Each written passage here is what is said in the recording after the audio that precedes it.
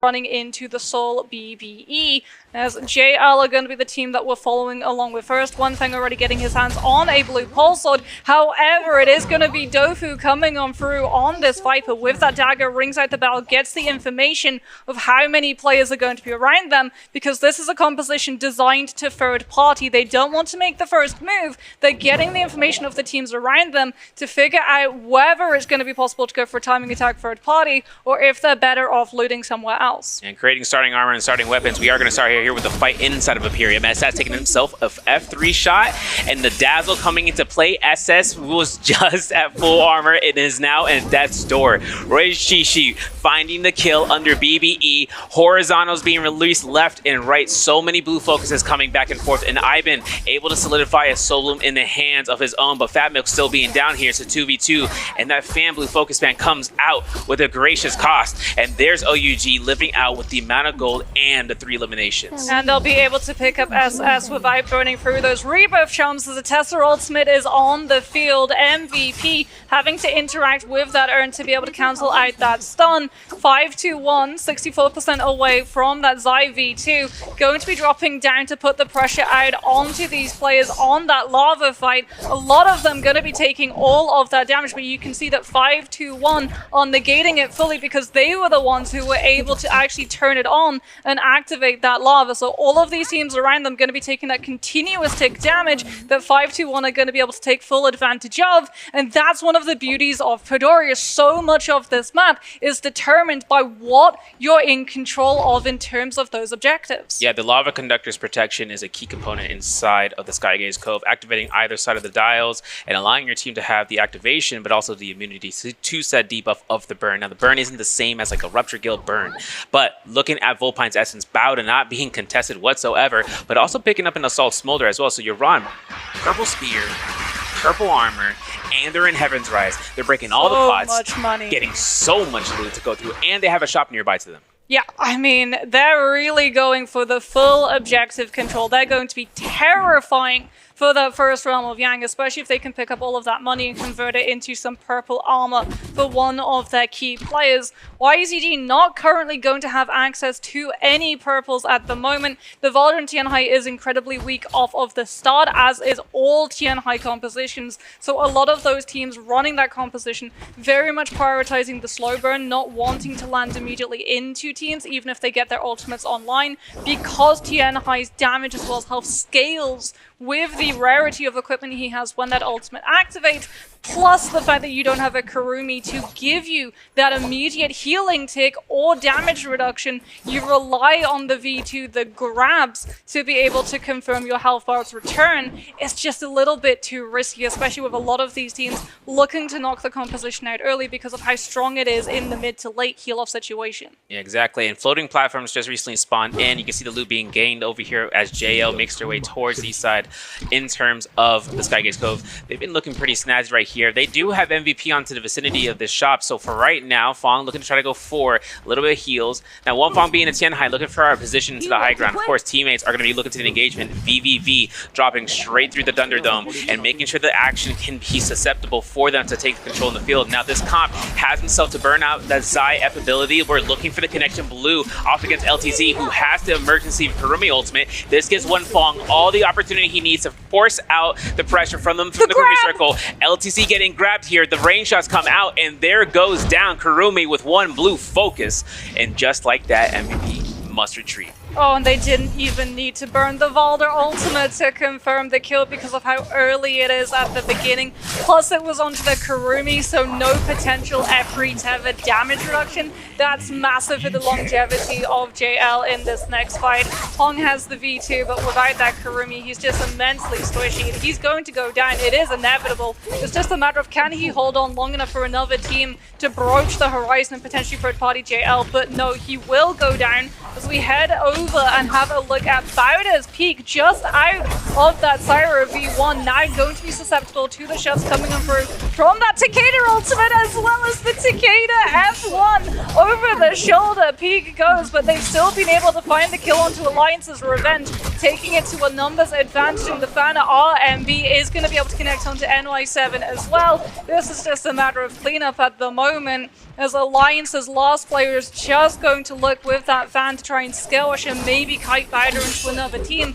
in the hopes of briefing them into being third party. Now Bowder takes themselves all the purple armors that Alliance had just dropped. This gives them perfect opportunity for this, and the skills come into play. Syra for Team Bowder with Peak rocking the F1, the combo breaker. If you guys don't understand what it goes through, it is going to be an escape for her when she's under attack, allowing for a 2-second duration for a pop and putting it out. Skill name is Oreo. So for everyone looking to use this skill, it also comes out as a heal for both you and your teammates. It's a 100 heal. So hoping to kind of see whether or not Bowder has been using and having more success with this. It's actually interesting seeing JL though. Earlier we did see the Valda have a V or the F1 skill for the bubble. Not the F2. So the F1 doesn't have the combo break, but it has way more CC. Plus it has the opportunity to just hold the gold focus. Yeah. And that is something that is pretty good in terms of just stopping other teams from being able to CC you down. It does leave your Valda susceptible, however, running the Hardy as that other hero in the lineup with the combo breaker of that cube is going to make sure that the Valda is not as vulnerable as just running the base F1 alone. So we're going to have a look at TWSS potentially taking this fight against BBE. However, yet again, this is a Wu Chen Tessa Viper team. They do not want to start the interaction, and they're going to back on off and hope that another team tries to challenge BBE, especially with BBE running a very heavily committed composition with the Cannonball. That Farrier mech is going to be the only Farrier mech in play, and that has been a problem for when we saw Cannonball last in the MPPL because of how easy it was to burn the Farrier out of the mech, even if the V3 goes through. Yeah, and taking into consideration, having OUG burn that Moonbane Charm, separating them from YZG, it is now time stamp for the Romiang. We have a minute until the teams can enter throughout the Romiang. Taking these fights right now into the game, it depends on the loot that has been gained, and especially harder for the teams that have lost their first set of fights. But that doesn't mean it's over yet. They still have Spirit Wells to really look into.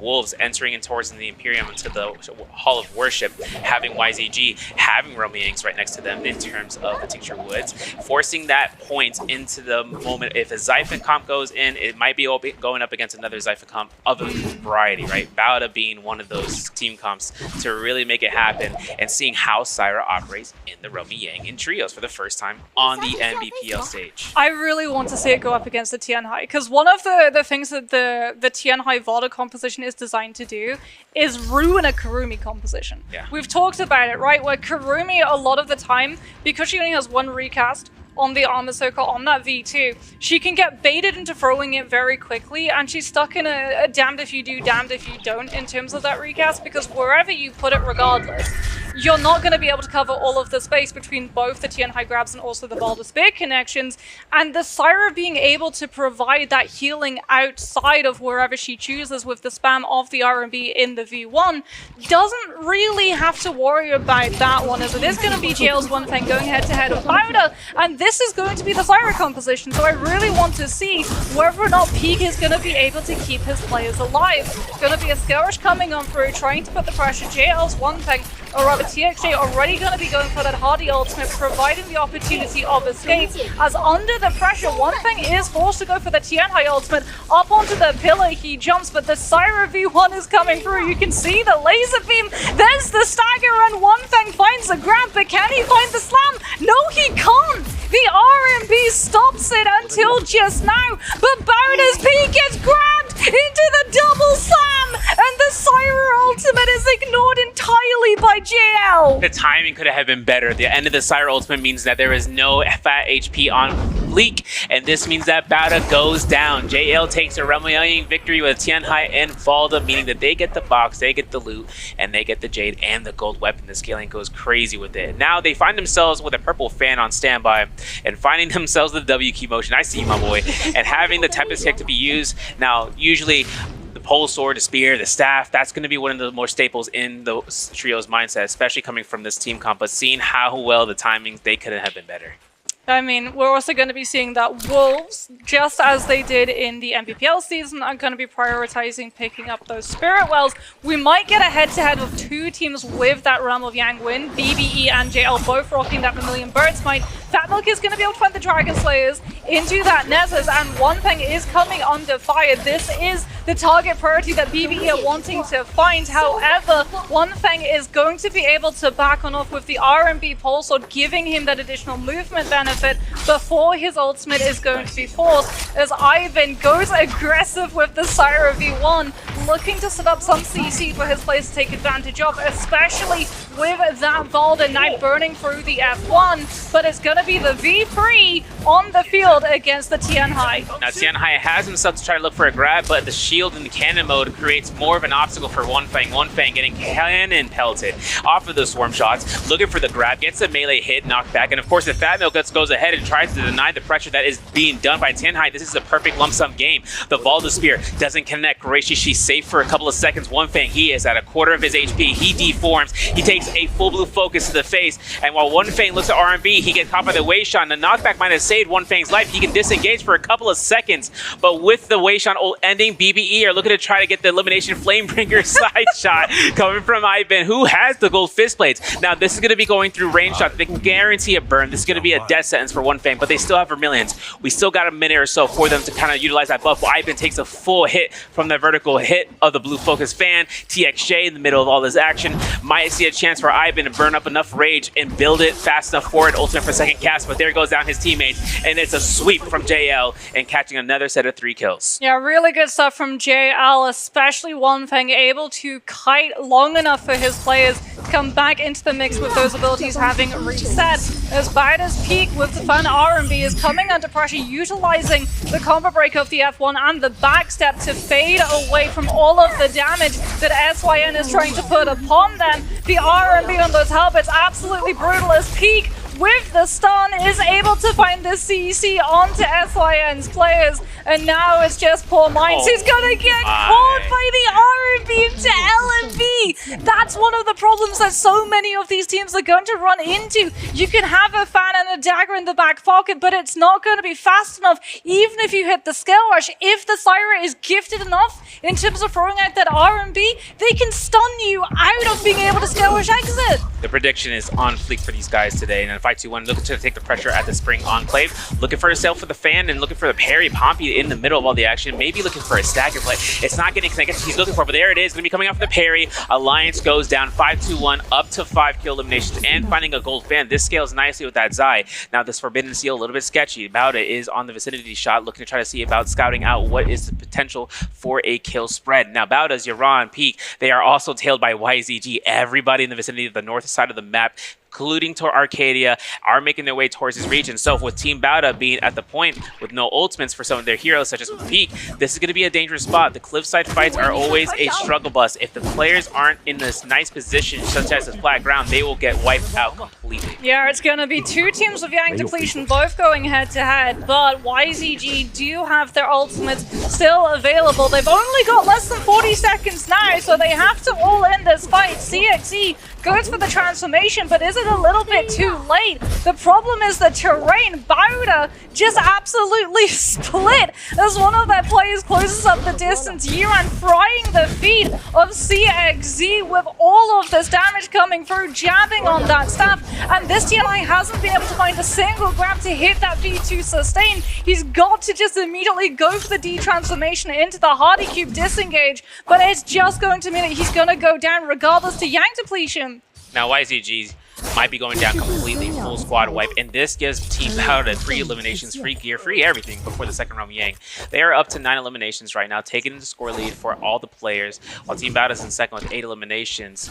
OUG are up to 6 right now, and we still have an Asira comp into the mix with BBE, still being up to 5, having a chance over towards Arcadia region, and looking to try to complete some quest lines. Now, of course, the builds in the game always dictate how the players want to involve themselves. If they look into the luck side and building out more gold, they would go towards the side where they get up to 12% per small node, and that includes towards the players building out their comp around that. Now the Xiphon always becomes known as the economy comp. It is a comp that can really work well with low investment and then stack up tremendously so long as they don't take unnecessary fights, but at the same time the pressure of the reset free pressures makes it oh so strong. But Team Wolves taking a Spearwell, playing that Viper Wooch and Tessa, and trying to hold down the fort between Team Bauda and for the foes on the outskirts. Yeah, Wolves very much on a counter tier and high composition makes a lot of sense why they're going for the Spirit Wells. This is a composition that doesn't do amazingly into the realm of Yang. Plus, you can get into a position if a Tianhai team does try and challenge, so make sure that you're positioned before the Tianhai and that Vajra transformation is ready to go. Speaking about ready to go, OUG ready to fight toe-to-toe against BBESS. Thinks about charging up that Dragon Slayers into Nezha's, looking to try and cleave down some of these players. Drops in with that Cyrus stun, trying to come on through, but BBE with the Cannonball composition goes for the Yushan transformation first, trying to set up the stagger isolation. As we can see, Aizen on the outskirts puts the additional pressure with the Flamer. Now there's going to be a chance here for SS. He's looking for the spam. He's looking for the blues. He's throwing the bow shots. Nice micromanagement right there. And the refresh comes out for the Matari ultimate. This gives the team another F2 pass. And for the Oriole Red, this is going to be an immense ultimate skill coming from SS. Finding the king in the corner, trying to heal up his teammate. That's 100 heal per orb. And this gives him enough chances to go right back towards the Fairy Shen and go for the staggers. She can't do anything, bro. She's on top of the tower. Her ultimate is deformed. And she goes straight to the sky. Now SS repositions, sees the king. Low enough as is. But the F3 shot, the parry, the double parry. Ivan gets it. Goes for the homie Messiah, but if everything comes out towards it, the recast for the F can get the heal, and then jump LMB finishes up BBE. OUG take the Realm Yang victory. Meanwhile, we still got another Realm of Yang going on through JL's one thing. A sliver of health, able to complete one grab into Slam, so he does get a little bit of it back. Finds a grab onto 521's Pampy, but the jabbing takes him incredibly low. Massive play from VV to come through with the F1 coverage, and then one thing's able to find the parry, and somehow the Tianhai is still alive. Goes for the skill rush, looks to try and find a reset. He's incredibly low though and has to back on off behind the pillar, but TXJ and VVV able to win out the fight on the front lines, even though the Tianhai had to back off. And this is what we talked about. JL showcasing why the coordination and communication is so key, because one thing should have died, let's be honest. He should have died, but he even played bait. You saw how 521 went towards the direction. He's like, no, I need to hit one jabbing, that's all I need. Dies immediately at 4 against the two teammates. Now Skyforce has been picked up from JL, as well as building up a Juggernaut. The Juggernaut being a very key part. If Hadi is able to stack that up nicely, that would just be extra tick damage. If Tianhai stacks it up nicely, he will be a full throttle one-shot kill for the teammates to follow up through. OUG though, outside of Heaven's Watch, we are looking towards the circle for Shadow 3 to be closing in just a couple of seconds. Now, a Pride or a Razor Swift on the King is going to be a good setup for the control. Hexa Harmony Spear, as well as having a Benthic Descent. Now, whether or not they're going to be able to utilize that, the King will be the one in control of that. But a Stamina Strike coming out from SS, a little bit more for the Jade side, just making sure the allocation is to the right folks. Considering that Sarah is active ultimate, she'll just go for light beams in most case scenarios, and her teammates will look for the follow-up since they are more ground unit based. Now, switching over to 521, they are stacked out of their minds. They got Martial Art Will Form hook for 521 Tien, as well as a jabbing and picking up themselves the range chase with the fire arrows target lock. But of course, Benthic Descent, always a common J that you love to see the action coming out of. Yeah, what you don't love to see though is the debuff on the left side. They have Yang depletion. They may be stacked, but if they can continue in this lobby, it is going to hinge on them picking up those soul blooms,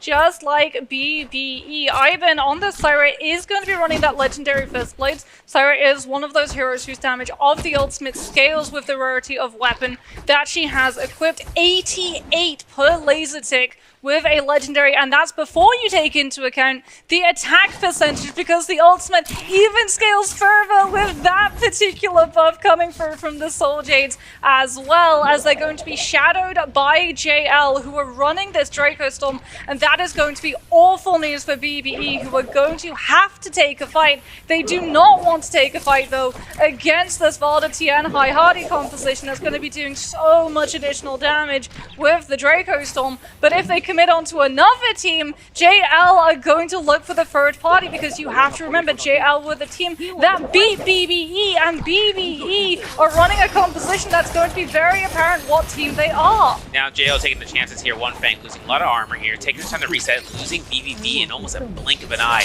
Now One Fang looks to span out the RMBs. This Draco Storm is now down. The wielder is actually being down. This means that they can't get that passive heal that they're hoping for, as well as the passive tick damage. One Fang looks for the height, and as he's trying to kite away, he knows it is going to be a tough situation to come out of. Ivan looking to chase throughout the rooftops. TXJ deforms his Hadi ultimate as he is trying to kite away and trying to regroup this teammate, but BBE are on the hunt for that soul blooms just to make sure the Roman completion goes out. They are under 2 minutes on the timer. Right now, Ivan, this is his goal. He's got to stop TXJ, but a Hadi is a slippery slope. Yeah, a Hardy who's kiting over to be able to scale rush, gets the glider to reposition into the scale rush. They're gonna try and stop him. If Roy Hee had been able to hit that V3, that would have been absolutely crazy. But TXJ might have run out of space to go up onto the second story of building. He finds himself, but he's not going to be able to escape PvE's clutches. But he has lasted long enough for the Grief Play to come through. OUG and Wolves are both going to be showing up into the mix. This is how they were able to take the Valda down as quickly as they did, by the way. That stun into Flamer, and the Valda wasn't even able to hit the V2 for the health extension. That is a tough scenario. I'm telling you guys, I have to go crazy in the Trio's mindset, but we still have an ambush coming out here. BBE are getting pushed out here, and it looks like whether or not Wolves wants to commit, Fat Milk's ultimate, the Wei Shot, has been activated. As a result, that pressure was too strong, having to back off here. And if you guys, for the familiarity, for the F2 skill, for Oriole attach, if you allow for yourself to quick cast a skill or left click or horizontal activation, it would allow for your teammates to be able to pick up alongside of yourself for 4 seconds. After that timer runs out, it is a guaranteed 2-second dazzle. Now, the right click effect is an in-place orb. Anywhere you put your marker for the skill itself will allow for a heal, and it can pop sooner than the first variation, meaning it is only for 2 seconds until the effect comes into place. But fights are still happening. The teammates are still looking to struggle through here for the Rummy depletion as Team 521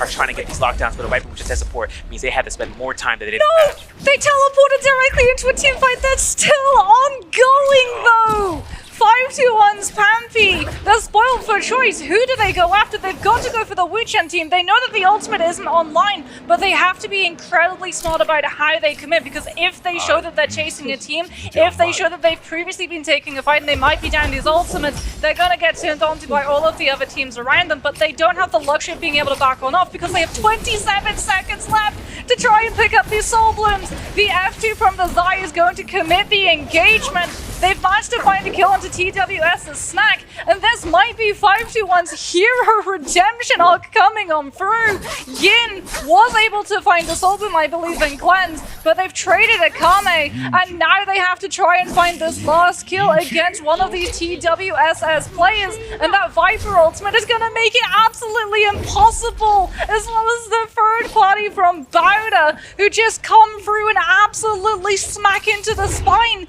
and he's so low, just a couple of hits does him in. Doesn't have even a chance. Wolves on the outskirts of the zone, looting up with no pressure whatsoever. That's crazy. Now the dazzle can come through, the heal off as OUG has been utilizing it. And just is also another thing about the F2 skill, right? It's the second variation skill for her.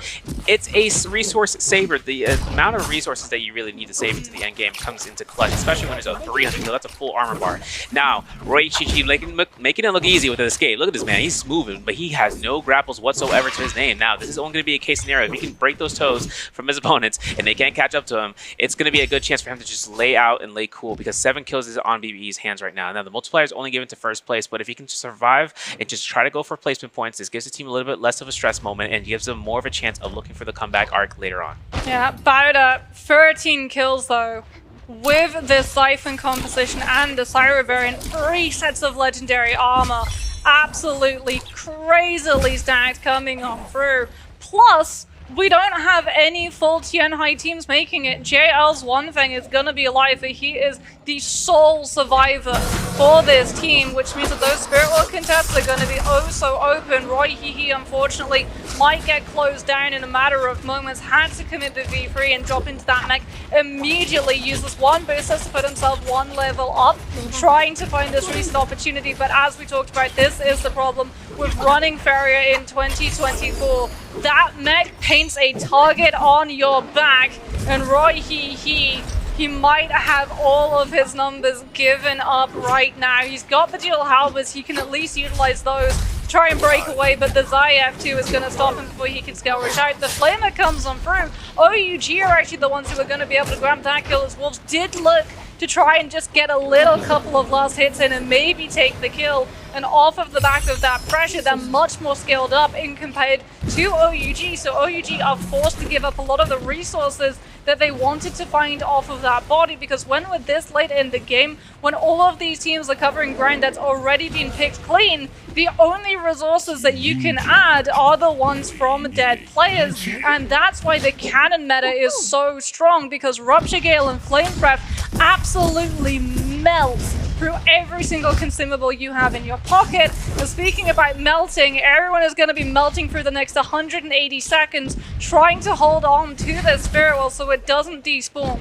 Now, Wolves ZK is actually support god right now, having himself advance and group heal, but the teams can create so much pressure that 9HQ wouldn't even get a heal off anyways. Proccing ult and still getting deleted. The Wu Chep core comes out towards the temple, but if everything comes out and everyone spots out this Tesla, it is not going to happen. Apparently, ZK can't get a heal off for his teammate. OUG looking to contest this, finding the F2, but not getting any dazzles of whatsoever. But the Assassin's Lunge comes out as SS is creating the spot. We are at 35% so far for the Spirit Well to be claimed out. They are holding out and just trying to get this bar up as close as possible before they can kite for the buff. But Rupture Gale and Meteor, that isn't also in the hands of Wolves, so they have to be very mindful about that spacing that they've got, because that little bubble is just range immunity. Yeah, speaking about spacing, whoever is able to cap out the Spirit Well is going to have every team running away from them incredibly quickly, but it looks like everyone's just full committing.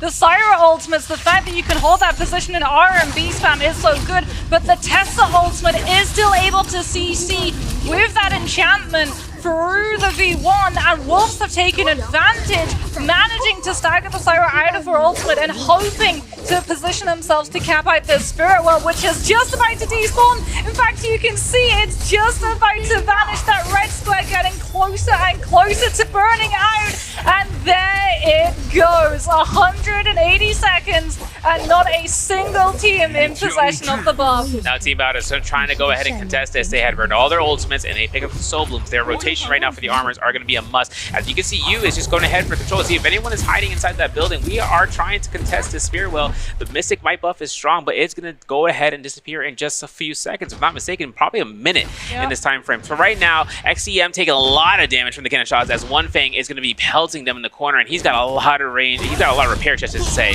The Spirit Well still getting contested. It's nice Yu going ahead and disrupting it, but Yu is quick on the dollar. Yeah, that Tesla ultimate comes into play, and Biter are forced to play defensive. They might have to give this one up as OUG have put themselves into possession of this Spirit Well, but all of the teams in the area, the fact that the dome has shattered means that everyone can pelt the cannon fire coming on through from the sidelines, and you can see the health bars just continue to drop further and further and further. A flyby from Bowder's Yu with the Zai F2 before he repositions. SS with the Assassin's Lunge we saw earlier is going to be going for a full-on disengagement play as Wolves XCM with the Viper V1 gives Wolves the opportunity to put themselves to the front line, but they have to worry about the Syra ultimate coming on through for the next 16 seconds. But finally it's been done just before the Spirit Well despawns. Bowder are going to be able to hold their ground and get all of their ultimates as well as Mystic Might with the damage reduction, and the Syra V1, the ability to close up the distance even on that verticality, means there's no place of safety for any other team. Yeah, Yu's gonna go on the onslaught, activating the ultimate, activating his F skill, and getting straight to the high verticality spot, and the ensnare not being able to be thrown out here. He's getting for 1-2s, and Peak is going to be looking not to use his ultimate just yet. He's got to make sure everything is in just the right order. In this last Shadow Circle terrain, the verticality of it is immense right now. Wolves XCM trying to get right back into the zone, playing that Viper and trying to get a heal off if he can, and even just repairing, just trying to go for pelt shots on the bottom floor though. One Fang, only teammate left for JL, is going to proc out, and that is a huge target on his back. He gets one jetpack to go up. He's looking for a melee grab, doesn't get it, goes ahead, jumps for number 2. It's like we're watching a side scroller right now, and he's going straight up to the top of the mountain because there ain't no mountain high enough for him. If he's able to find that melee grab and able to go ahead and cycle out, and he gets it, this could be over for one player alone. Can he find the second? No, he's taking a little bit too much pressure coming through from the teams around him. Has to go for the slam. Did go for the push into the zone damage, and off of the back of that could have turned the attention onto that player who had to burn all of their stamina getting out of the storm and back into the center. And you can actually see One Fang is not being chased down by any of these players. He's going to put himself onto the top, hoping to just rebuild that rage to win the heal-up situation with the Tian High transformation. As SS with the skill rush is going to get connected onto by that Tessa ultimate, and unfortunately the heal from the Syra is not going to be enough to keep himself alive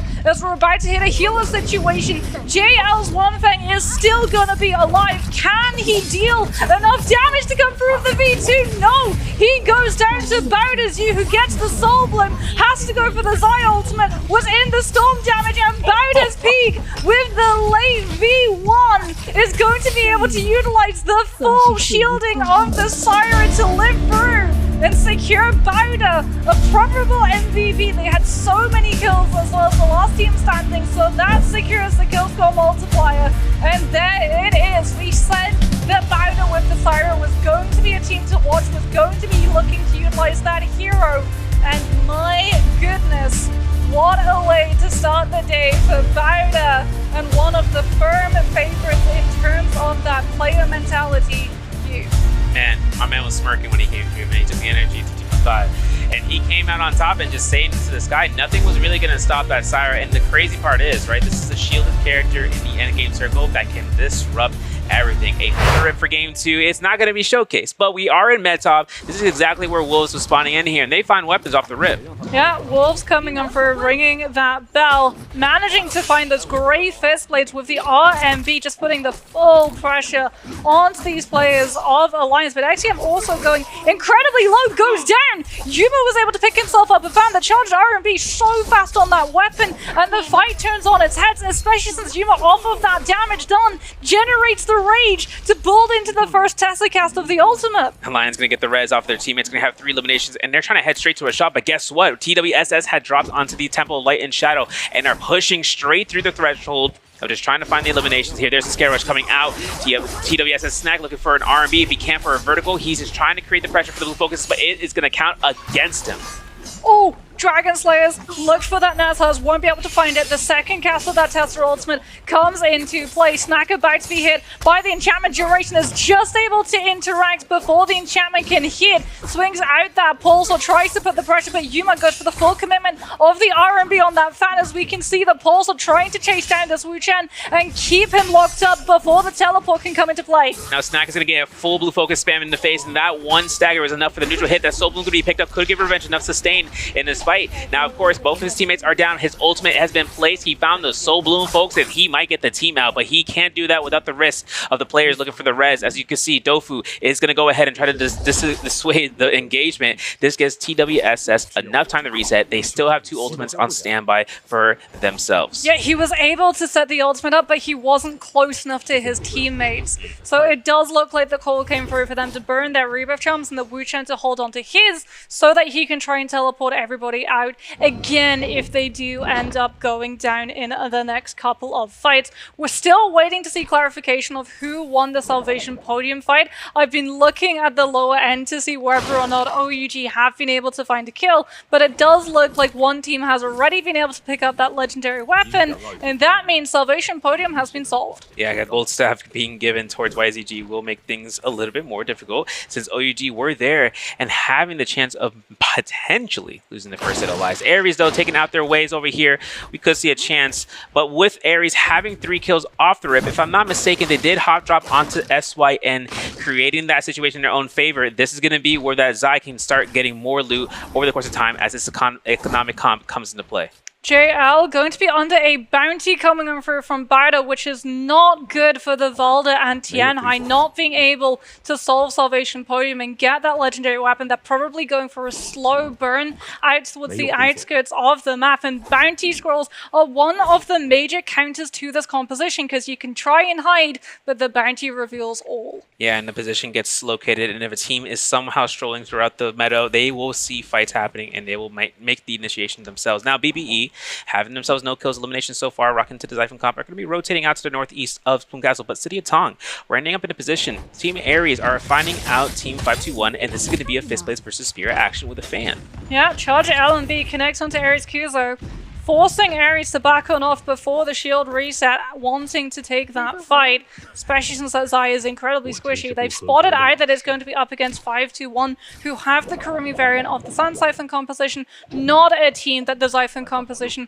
wants to be running into. The Kurumi with the damage reduction as well as the ability for the cleanse is just making it a little bit harder for that Siphon to find the value that it's looking for. So both of those teams going to be backing on off, as in the meantime, OUG very, very close, looking to try and find this opportunity potentially of that mirror match, but it seems like they're content just to chase away the other team so they can go back to loop pathing through City of Tang, because everyone running that Takeda V3 needs the entire team to scale up so that that Takeda can hit the full vibe of the ultimate. Yeah, now we're going to take a look at the scene about that Into the Dunes fight. QG taking a full F3 Viper to the face, coming out from Team Alliance now. Obviously, to this case scenario, 17S still has the ultimate ready for Syra. The F2 comes out from QGG, looks to the lockdown with a Comet. Now Yuma takes his strikes down, but this omnidirectional attack and the extension forcing out the Viper ultimate means that YZG will have to decide upon using the Matari ult, and they will do so. And the Wu-Gen forward comes out. The investment was heavy, but the Syra ult is still available for 17S. And YZG see where the Wu-Chen teleport is and claps onto the players of Alliance who weren't able to teleport far enough away. Syra ultimate is going to be committed too, so Revenge will not be able to disengage and live another day, and they can still keep a track of where NY7 has headed off to, because he is the last chance that Alliance have to being able to turn this lobby around. As you can see, QGG, they've lost sight of him. They're checking the invisibility bushes to see whether or not he's holed up inside one of them, but he's not even showing up on the mini-map. That guy is gone. My man Bokta took the next fight home, and because this is where we're ending up, we are in the Beast Pen. Imperial Village going to have Team Bauda having a little bit more chances with the loot. Looks like Purple Fan on standby for peak, but also the Purple Armor on your run, and another Purple Fan. This time it's going to be on you. These guys have those hits on standby. If they connect one Vertical Blue Fan, another one will be coming up for themselves to just keep that chain going on forth. Now back towards City of Tong, we do see MV Shiyun going to be by himself.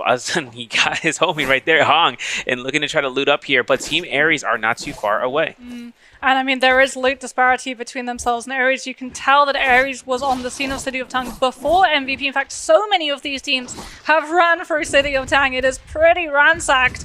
As OUG are in a better position than Ares because they were here originally. SS with the cannon putting onto the pressure, trying to just break some of this armor down before they want to commit onto this fight. But it does look like it was literally just a scrap over control of the Rift dealers, because it is going to be those first realm of Yangs coming on through, and having some of those Soul Jades of Destiny can be the determining factor of whether or not a team is able to walk away with a win, or whether or not they get saddled with Yang depletion. Yeah, and taking it into the account, we have Romy Yang to be spawning here in just a second, and Soul Jade coming through here, Repair Roll, making its appearance in XCM's hands, and an advanced heal on ZK, but you wouldn't believe it. I can't believe they got it again! They got a group heal and an advanced here for Night HQ, so this is a guarantee. We're going to Romy Yang. Ain't no questions about it. I mean, you can see as well prioritizing those quest scrolls so they can get those free Soul Jades without having to burn for some of the Rift dealers. Unfortunately, it does mean that it's randomized as opposed to some of the Rift dealers where you can be very specific in a Mortal War of the Soul Jades that you want to be able to opt in with. However, Wolves, like you said, incredibly fortunate in terms of the Soul Jades that they've been able to find. Does seem like, I believe that was JL's Moonbane that they put down. They're going to be headed over towards Yishan Ruins so they can access that realm of Yang. It does look like we're going to be seeing a major contest over the northwestern of Salvation Podium realm of Yang between so many teams. 5-1 is there. OUG are starting to head over there. Ares as well as TWSS and Bauda all going to be showing up to the scene. Who's going to be able to get into this portal? Is anyone going to get griefed on entrance by something like a Viper or a Tessa, quite literally being the cat amongst the pigeons and coming on through with that ultimate CC? Four-way fight drops down over there. It's going to be a bloodbath, and now it's going to be a chance here over by Wolves' region towards the Misty Forest. Now, Alliance finding the Reaper Charm, going to go ahead and see NY7 find a teammate to come right back into the fight as he was able to disengage. He got Yuma back up. YZAG taking a Valiant Challenger at this point in time, making sure if they do in fact take that Romy Yang fight, they can potentially get extra Dark Tide coins in the boot. But with Team Wolves taking this fight, like we mentioned, they have sustained across the field, but JL are their opponents, and they are in the same boat. Yeah, JL's One Fang is going to be the player that we're following along with. That Tianhai holding on to the ultimate. The Valda F1 comes on through early into the mix as XCM looks to try and find the drop down, but he's being harassed by the Hardy ultimate coming on through. TXJ making sure not to keep his eye off of the prize. The Tianhai is going to go for the first ultimate, but out comes the Valda V1. Double connection onto JL, who were not anticipating the tidal wave. Sets up the double slam for XCM going to come through. They're going to try and mitigate it with VVV's Valdespears looking to stagger out XEM. Neither the Valda V1 has had its burst duration, and this does mean that for the long-term sustain, JL do have an advantage. Now XEM taking a lot of damage here, man. He's not going to have enough survivability here. Gets caught into the grab. That's going to be One Fang's position right there. Look for VVV to look for the bow shots. There's XEM. He goes down. There's going to be a chance here for a melee grab. Not going to confirm for it, but it looks like One Fang spaces away. Looks for the range grab all the way in the distance for NIHQ, and not going to be able to confirm that, but ZK pushing around the corner. This gives Fang one heal, and then he's off to the races, chasing with his teammates and repositioning as ZK is going to be the last one going through. 48 seconds left on the clock. The uppercut's clean. The grapple bump is good, and the blue focus is confirmed, and this teammate VVV, insult to injury, was right there alongside them, finding the victory in the Romy Yang. Yeah, they were able to force the Hardy away from that pure position to help the Valda comes on through. The second he goes for that glider commitment, JL just take the 2 versus 1, manage to kill the Valda, then move on to the Hardy afterwards. That is one of the criticisms with the Valda V1 in comparison to the V2. It's a one and done. You could see that JL weren't anticipating it. They had 2 of their players stacked up, trying to put the pressure onto the Tianhai to force the ultimate before One Fang goes for his, so that when the Tianhais go against each other, they still have the opportunity for that double grab pressure to put an impact in terms of the positioning that Wolves find themselves under. However, one double grab slam was not enough to be able to confirm the kill, and that was the determining factor. It came out so early in the fight that JL's players still had full HP to weather the storm. And you're able to witness in terms of JL utilizing the V1 Hottie and having the teammates, once they get caught to the double slam, they can take that cube, teleport away, and they're safety netted. And even Vol can insult after that slam. So with that being said, it comes down to JL's victory as a result, since it was the disengagement. But Wolves still having a chance, still have to get rid of the Romy Yang depletion. Otherwise, we see OUG winning out their Romy Yang, taking out towards the teams, and they had their eyes on Team Bauda. Yeah, Bauda having their eyes not on a team at the moment, but on this Spirit Well. Are OUG going to give it up, or are they going to try and contest? They are going to give it up, and they're going to start to reposition. They've spotted out that this is not a team with Yang depletion, so they're going to continue moving along to try and figure out which of the teams have it. You, with that Takeda ultimate, knows he'll get it back the second that they're able to cap out that buff, so it's okay to utilize that one and just put the pressure onto the team that was thinking about going for the contest, as they were incredibly close to Plume, which is the area of the map where everyone kites over to when they have Yang depletion. Speaking of, JL's One Fang coming under so much damage. We're getting to see Swift cut on that Katana, the Valda covering the spacing with the F1, sets in motion the Hardy to time into that cube setup with the glider, and One Fang gets the positioning to be able to build into this V2, but it's the open world. He's still able to find a grab before Bowders you can find himself out of it, and that sets the double grab up, and JL's One Fang comes in with a huge kill into the Valda Spear regrab. Can he find a second double slam? He finds one punch, gets a little bit of healing. The Tumultuous ultimate comes on through, but One Fang's able to find another grab onto BB. He's right, and JL might go out with the Vermilion Bird Smite unless they can find a parry, but they get griefed out of the follow-up with the Takeda ultimate from SS with the Fury shove, and they're going to go down, losing the Vermilion Bird Smite, but the huge hit of the Valda V1! Sid Mine's looking to try to go for the grab and knocks back to Tianhai. He said, no, you can't get away with that, bro, you can't do that. And there's everyone in the zone just looking to try to survive. 2 Vajras, Tammy Circles coming out, a double grab coming in from the background as NIHQ looks for the regrab against the King. The King could just die to zone right here. He goes for the melee strike. He's at half health right now. I'm not sure what his armor situation is looking like, but it's full, and he finds a soul bloom. So now it's up to him to try to get out of here, but he's the last teammate alive for Wolves as it comes through 4 eliminations so far, creating a massive disruption for those teams that appeared with the Vermilion Bird Smite and even eliminating them out. But XCM goes down, and OUG's Verms, even though it's going to be running out, SYN just finds eliminations for up to 5. No one was ready for the Valda V1. No one. I wish we could have heard the team comms. Everyone looking for that third party action, everyone getting hit into those Valda Spears. It's 5-2-1, going for the 4th party late to the fight with the Wild Windspite attached to 5-2-1's Pampy on that Takeda, utilizing the Fury and Shove so that you are still staggered. You don't have the opportunity of being able to parry it. However, Polaris has given the information to TWSS Do they know that Snack is right next to them? Man, I don't want any questions. DWS as Snack is just holding his breath. Count to 3. They're not checking the invisibility bush. No way, bro. I can't. Snack, no. Oh, no. Snack has 14 seconds left. Yeah. He might find the revive onto Dofu, who did not go out of the lobby immediately, so he has been able to find a Soul Bloom and cleanse Yang depletion, and Snack is going to be able to complete the revive before he goes down to Yang depletion.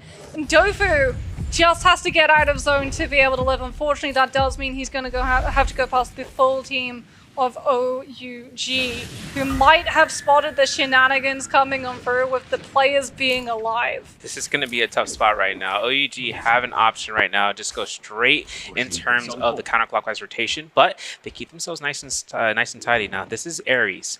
Ares inside of Camel's Hump, inside of one of the ravines. They have themselves a Spear Whale buff, and if they can get this buff without it being contested, this could work out for them. Romy Yang still have to be fought out, though, so they have to kite this buff, I believe so.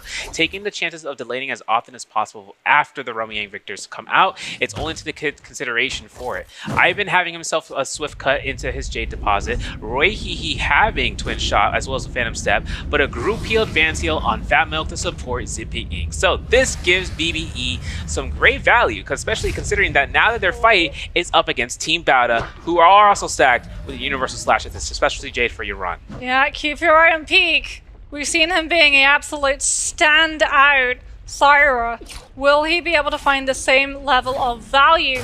He's got a purple weapon to be able to scale up 77 damage on that laser. Has the nunchucks too, but he's already losing a massive chunk of his HP. Has to go for the activation of that V1 to get access to the 1800 level of shielding. Keeps himself up into the air as well to avoid all of the pressure from the Zai V2 coming on through. That laser beam doing a very good job of mitigating the burst window that's up for that Xiphon composition. But 16 seconds has gone out. Peak is now going to be vulnerable. The Tumult Ultimate is going to be able to cover it, and they've been able to put enough pressure onto the Zip to force the ultimate out early. Yo, Peak went for the F1 into the R&Bs right back and forth. Now might be a chance for Peak to look for the tap dodge. LMB can't get it just yet. The horizontals will lead out to uppercut, but there is so much pressure from the Zai to deny this pressure. BBE still looking healthy as just for a couple more seconds. If Peak can find the chance of repositioning, there it is, finding the back line. He could confirm the R&B blue. He doesn't go for the 1-2s into the hit, confirms the eliminations. You is down. You're on.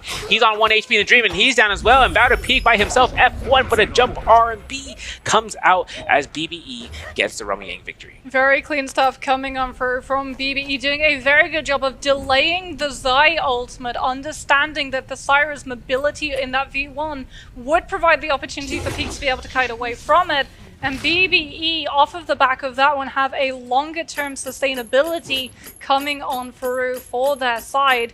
Very good stuff. Just starting things out with the Matari ultimate, which we don't normally see. Normally the line is Zai ultimate activation into that Matari ultimate, but very good adjustment coming out from BBE, and you can tell that they have learned a lot in terms of the realm of Yang fights and how to tailor the fight style, tailor the ultimate cycle around the composition they're running into from that time spent into MPPL. Yeah, and now, like I mentioned earlier, Ares taking their initiative of delaying that Spear Whale and finding Mystic Might as a buff. Now, as Team BBE takes to the shop, looking to try to see about any sort of Jade's Destiny, as mentioned, we could see the chances to be made, but BBE has so much chances to hold that gold for once the time comes for those gold Jades. Now, certain gold Jades can be in the shop for purchase. For the teams as well, to keep an eye out for teams trying to head to the shops at a certain time increments. For BBE, they picked up a Burst Arrow Jade from themselves for a bow, so if they find the necessary equipment for that, they'll make it their own. JL now having a bounty put against them by 5-1. They're over towards the Rift Dealers right next to that Forbidden Seal, so if they do get challenged, they'll be able to hit that no ult zone. However, we can see that TWSS's Dofu has been found by SYN. I believe this is the lone survivor for TWSS. Remember, he was brought back just at the tail end by Snack, who was able to hide inside that invisibility bush and get away with the revive to help his Hardy out, but it does look like, unfortunately, they either have not got enough coins to be able to buy their players back, or much more likely all of the rebuff charms have since been bought out because it is late into the game and those have a finite number of resources that are shared by every single shop on the map. Yeah, the only other option, and this is a rare occurrence if the mindset is on set, is finding those spirit wells that were claimed. They have rebirth charms up to a certain points before the shadow is to go to 3 to 4. So for the players, if they were able to remember that fact, they would be able to find a Dofu though. My man's hiding. That Mystic Might is in effect right now for Ares to just keep eyes peeled. In the meantime, over by the Pinnacle Town, Team Bowda still trying to kite around through here.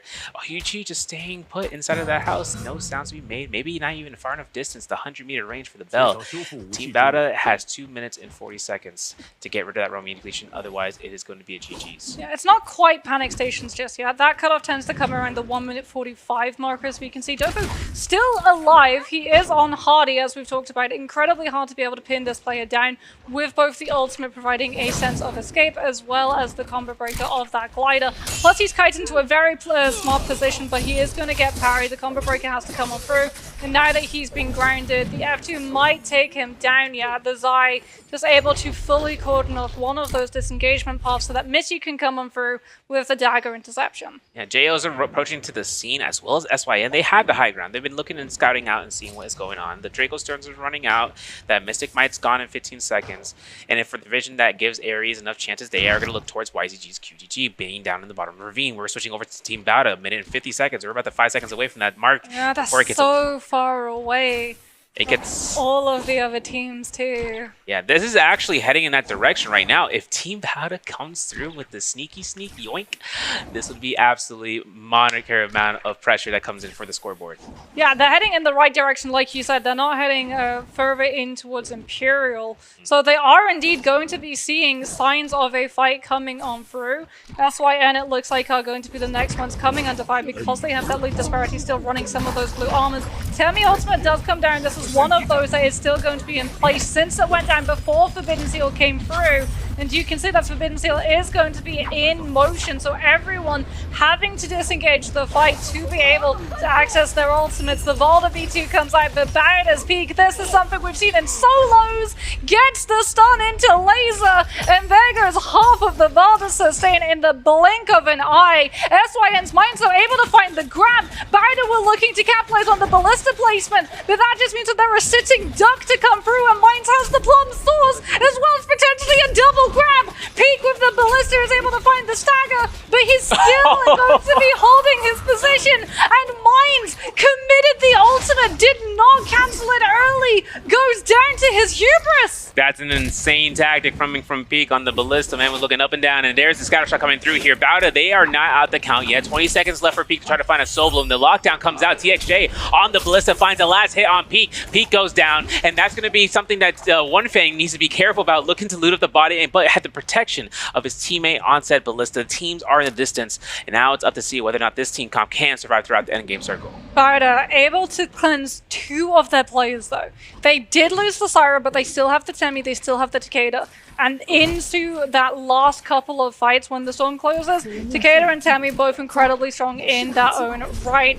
As BBE's Aizen gets aggressive with the F2, finding the connection onto Ares. That is going to be a very vulnerable support. This is the last player for this team as well. And I think BBE have spotted out that Yizhao is going to be alone. Potentially going right past Bowda. They might check the hiding spot that Yu is finding himself in a matter of moments. They do get the kill. The White Tigers goes through. And that's actually going to do enough damage to signal Bowda's Yu's position. And now he's the one who's having to try to run away. Bowda Yu's just trying to kite as long as he can. Now it's up to BBE to look towards utilizing this White Tigers for the second time. You saw how fast Aizen getting the usage of his skill, knowing that his team is able to follow through with it, but especially using the spear, right? Looking for the F2 into the arm base and just guaranteeing the stagger. These guys have Thunderstorm on standby as well. So for right now, Blistering Edge in the hands of Roy Hihi on hand, on standby, and having all the sustain that Zipping from Fountain Milk can provide. This team has enough pressure right now, but if they get caught out, and I was about to say, you know, Temi Whisk could throw it out into the direction, and it happened, but Ben was safe enough to go ahead and reposition on top of that cliffside. Yeah, Bowda, it was a really risky reposition. Initially, they were playing splits that if one of their players got discovered, they would be able to just guarantee the other was able to survive. However, going towards his Temi, knowing that both the Wisps are there as coverage to deter a chase, as well as the ultimate can come in through and give yourself a little bit of space to be able to breathe, does seem to be a higher priority for Bowder. Currently, as we can see that JL, one thing is going to have that Dreadful Whale attached to that dagger, and they're hiding themselves right now because they have that Tian High Valda composition. They can't afford to be spotted out by these players in the lobby because everyone is going to turn on to them. As 5-2-1 get turned on to not by players, but by RNG. Moonbane decides to just zero in on Pampy's position, saw him with that musket, and said, the only one who can snipe this lobby is me. Taken into the scope in the crosshairs, OUG also in the vicinity of the Moonbane have to be very careful here. And they're on the south side of it, and they have a cliff to kind of control themselves in their position to kind of get back up and scare rush back into the field of view for everything around them. But the problem is right now, right? OUG having to go ahead and hold their corner. These end game circles get volatile very quickly to the very end. So the Moonbane, this being the last one, is going to be one. Bowder in the middle of it. Are they getting both of their players got hit? Oh. I saw Merciless. Yeah, there's Alchemy with the Merciless Havoc. I don't know if Bowder's got spotted, but if they got to be careful about what's going to happen next, because JL is right next door. Yeah, one thing comes on through with that Dreadful Whale. They're trying to carve out a position for the Spiritual contest to come on through, and off of the back of that Soul Jade and the Tian High transformation, is anyone going to try and contest this? I don't think so. There's no Tessa, there's no Viper, there's no way of throwing in CC to just catch on to this Tian High. And it does look like, just as we saw in the MVPL season, all of these teams are prioritizing not contesting but mitigating the consequence of allowing JL to walk away the winner. Everyone is just trying to make themselves as small as possible so that JL don't turn on to them, but another team instead. Now, if One Fang finding himself the gold armor VVV, post activating ultimate, the Dreadful Whale drop down would be crazy because One Fang has locked everyone down. The Swarm comes out to force the pressure. BBE looking to space away, and with you actually an active, Takeda ultimate is at a low health point. He's got himself to really work against it. Obviously, Iran, though, he's been hiding himself in that bush to try to keep that position on hand standby. He's got V1 ready to go for the time duration of 16 seconds just to space everyone around from this corner. But as 521 has the Jade department on the lockdown, it's only a matter of time before they take the initiation as BBE are getting aggressed upon. Yeah, Temi ultimate comes on down. BBE directly in the middle of it. Ivan going for a little bit of a wind walk, as it is going to be so many of these teams just looking to hold one position so that JL doesn't have the opportunity to turn on to them. The terrain is doing a very good job as well of fortifying these positions because JL would be taking so much damage, grappling into position to be able to try and go toe-to-toe with things like that. Merciless Havoc finding their connection as BBE's Ivan finds the kill with the F2 onto Pampy Roy. He takes down Akame, and that is going to be more kills bagged for the side of BBE, who are one away from hitting that double digits. 70 seconds left though. This Mystic Might and the damage reduction, as well as all of the information, is still going to come into play. And JL with 10 kills plus a composition that is tailor-made to win that heal-off situation are looking incredibly hungry for that MVP. Yeah, and they got the terrain manipulation in their favor, but Yang gets caught by Whist into the meter dump. Nothing can save 521 from that point on. The moment that the Temi Fist is caught, everyone's going to focus onto that target. And they even preempt his range shot, so now SS takes all that gear on hand.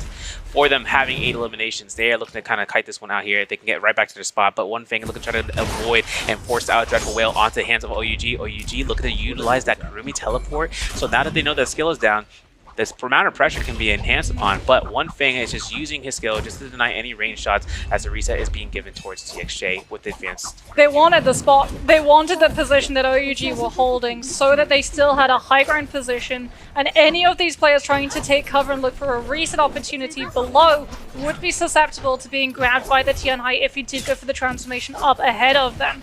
As we can see, BBE just trying to hide behind that Wild Wind Spout coming on through. Zone is going to actually force them off of this high ground position before JL are going to be forced to drop. And this is why JL wanted this position, this opportunity that OUG had to give up, because JL came on through with the F1 coverage of the Valda into that Dreadful Whale. JL have guaranteed no team can contest them, especially with TXJ showcasing that Dragon's-like might on the dual halberds. Look at these players who are going to be stuck on the lower end of this ravine. None of them have the opportunity to put the pressure onto JL and force the health bars low enough before we hit the heal situation. JL are going to have full access of the Valda ultimate, full access of the Tianhai ultimate, and can just just sit above everybody, loading their position and stealing the kills away with the ranged weaponry. And they'll lock and reload for the capture of those successful DJs. You know that this is going to be a chance for Battle U to get struck down by SS, and that OUG kills going to allow for that's only picked up, but the Kurumi is going to come through with the Binding Prayer.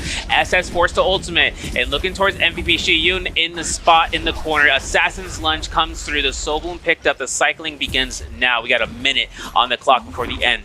Ivan having the Pitter Patter active for himself for the staff and the release of the Vertical Focus, having to make sure he can hold his corner with the team. But there's a Tianhai, there is One Fang, and they're looking to set up shop here for the final 50 seconds, and this could be in their terrain. He's looking for one grab. He finds it! He finds the double! MVP's Hong goes down! And he's able to find LTZ as well. Gets one onto SS, goes for the jump. He's going to be able to potentially find the slam, but he does get staggered before he can commit that punch to come on through. But still, JL holding on to VVV's ultimate to win the heal-off situation. When One Thing is out of this Tianhai, JL is still going to have all of the cards in this lobby. Has to burn through that F1 to get back into the safety of that storm, damage into that Hardy ultimate to be able to use the combo breaker, and VVV above every single player's heads, entirely uncontested right now, has all of the health, all of the CC.